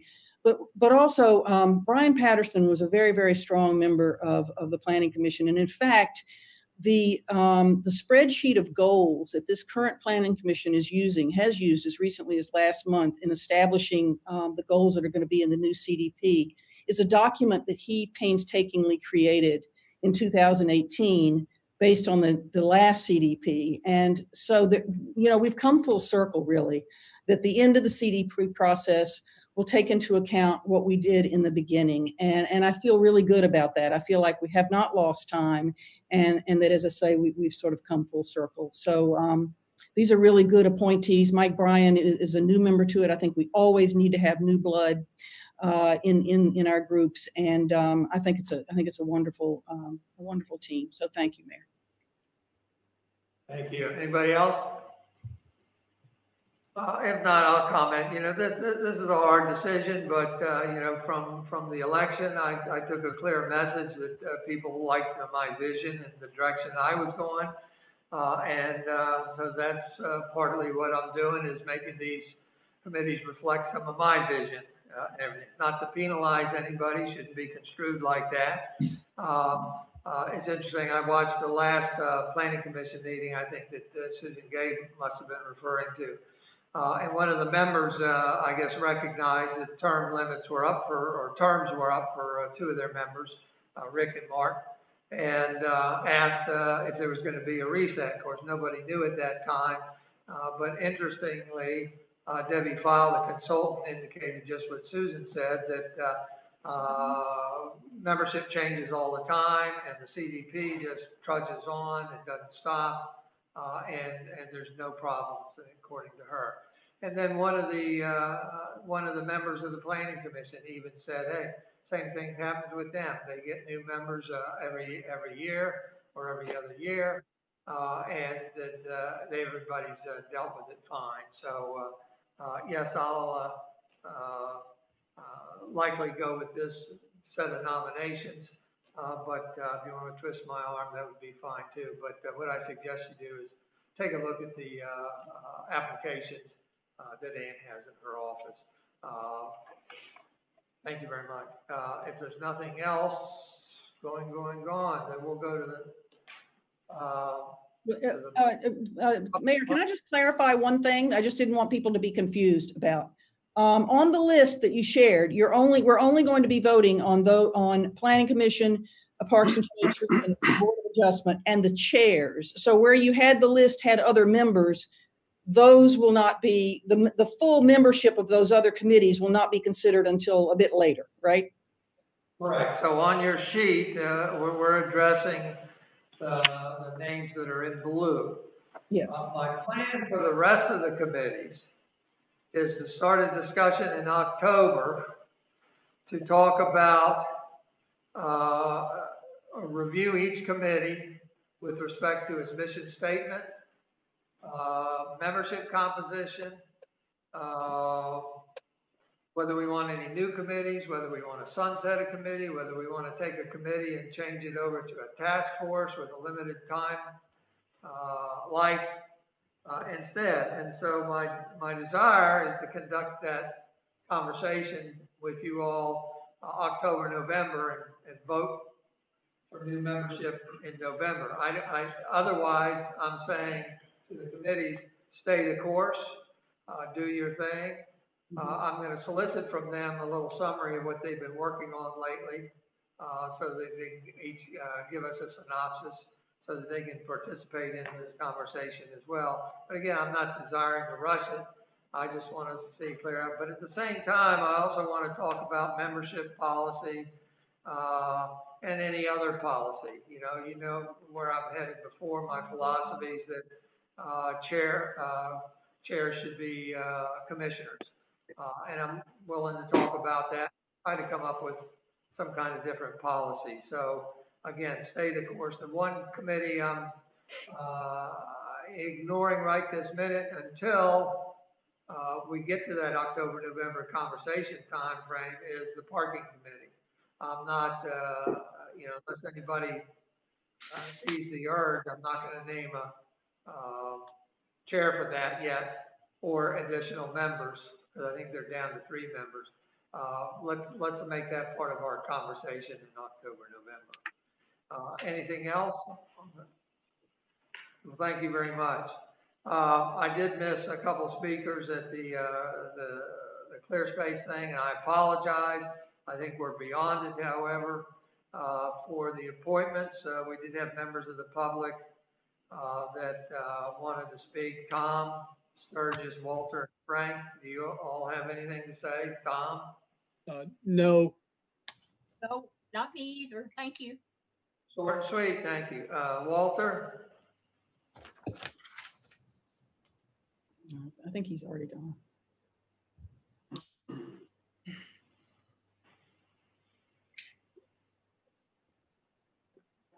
Frank? Yes, I just think you have addressed what the public voted for, and I thank you very much. That's all. What did he say? Can anybody repeat what he said? Yes, Excuse me, Mayor, I'm could sorry. you have him repeat that? Yes, I think that, Stan, you have addressed what the voters voted for and their issues in your appointments, and I think you did a good job with that. Thank you. All right, thank you, Frank. I wasn't being funny, I just couldn't hear. Thank you very much. Commissioner announcements and comments. I was intending to offer a few future agenda topics. You know, I really want to get in on talking about Wilmington, Baltimore streetscapes, for instance. The Planning Commission mentioned that a couple times, or many times in their last meeting. Darn it, it's something I wanted to do for a year, so I'm going to look into doing that. And then I also wanted to talk about elections issues and some other things. But I think what might be best for us is maybe at the October workshop, we devote a little time to trying to figure out what are some future agenda items are. I've met with some of you and you give me some things, but let's look at timelines. You know, are you ready to launch into some of your desired topics in the next 3 months, 6 months, or a year? We'll take care of that. Any other commissioner announcements or comments? Yeah. Commissioner Cluzy. And then, Ed. Just in response to your desire for streetscape in Baltimore and Wilmington, which I don't disagree with. However, I think we should think about a streetscape improvement for Rehoboth Avenue, given that we are looking to perhaps do more outdoor dining. We need to figure a way that we can accommodate the outdoor dining in a new streetscape there. Maybe just a modified, not a completely new streetscape, but we ought to, I think, needs to be talked about as well. And one other comment, we talked about earlier, or city manager, we talked about the sale, actually Commissioner Trusnowski brought it up about the sale of the Ken Street property. It's a hot market out there right now. If we were going to make do well with selling Ken Street, I think now's the time to list it. It certainly would help our bottom line to have a significant influx of cash, probably as close as much as $1 million. So I would ask that we, at the workshop, or how we move forward with that. Actually, we've already talked about it. It's been on the city manager's list of to-do, so to speak. I'd like to see us move forward. All right. Maybe we'll do a review in October 5th or something and get that settled and moving. Thank you, Commissioner Cluzy. Commissioner Trusnowski? Thank you, Mayor. I just have a couple announcements I'd like to make. The Rehoboth Beach Main Street, the Cottage in Town Awards, we're currently accepting applications for that. The deadline for those applications is September 25th. You can go to downtownrb.com to look at the qualifications, the categories, and the application.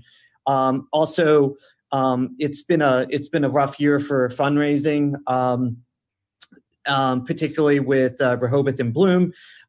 So we do have a special fundraiser coming up September 28th at 7 p.m. at Lefty's. They're going to be playing Field of Dreams, and for a certain fundraising ticket price, there'll be pods of 6 people with a car as a fundraiser for Rehoboth and Bloom. So just want to make those 2 announcements. Thank you. Thank you. Commissioner Gossett. Yeah, I'd just like to begin my comments with a thank you of those who voted for me. I'm really humbled. You judge my past service to the city and deserving a return to the commission. And for those of you who didn't vote for me, I really want to assure you that I will be listening to all viewpoints and to use my best judgment in moving forward with the best interest of the cities. I just want to say to the city staff, you are the smartest, most dedicated, hardworking group of public servants that I've ever worked with. And I look forward to working with you again. And every one of you is just a star in your own aspects of service to me. And finally, I just want to consider the oath of office, which I think is most important words that a commissioner ever says. I'm pleased that Mayor Mills has already said he will give these words a prominent place in our meetings because they truly reflect my commitment to the citizens of Rehoboth. The powers of this office flow from the people that I am privileged to represent, that I will always place the public interest above any special interest or personal interest, and that I respect the right of the future generations to share the rich, historic, and natural heritage of Delaware. Again, I thank the residents and property owners of our city for this opportunity to serve you again. Thank you. Thank you, Commissioner Gossett. Thank you very much. Next item of business, if there's no further announcements or comments, is review. I just have one comment. I was just going to say welcome or welcome back to Commissioner Gossett and Commissioner Lagree and to Mayor Mills, and to say that this was a terrific first meeting. Thank you all, and to all the commissioners, new and old, and we're off to a great start. Appreciate it. Thank you. Doesn't look like I'll get you out by 5:30, but I sure tried. Next item on the is review future meeting dates.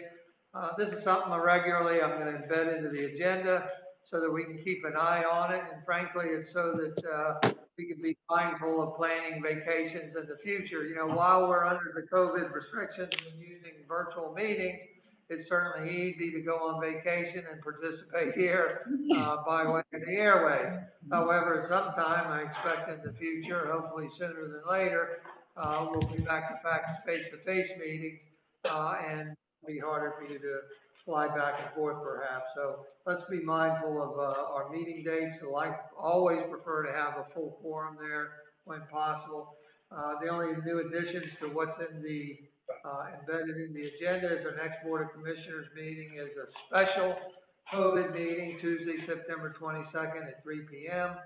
And then we have the October 5th workshop, but also a special voting meeting preceding the workshop on October 5th. With that, we have 4 people signed up for citizen comment, Rick, Tom, Sturgis, and Walter.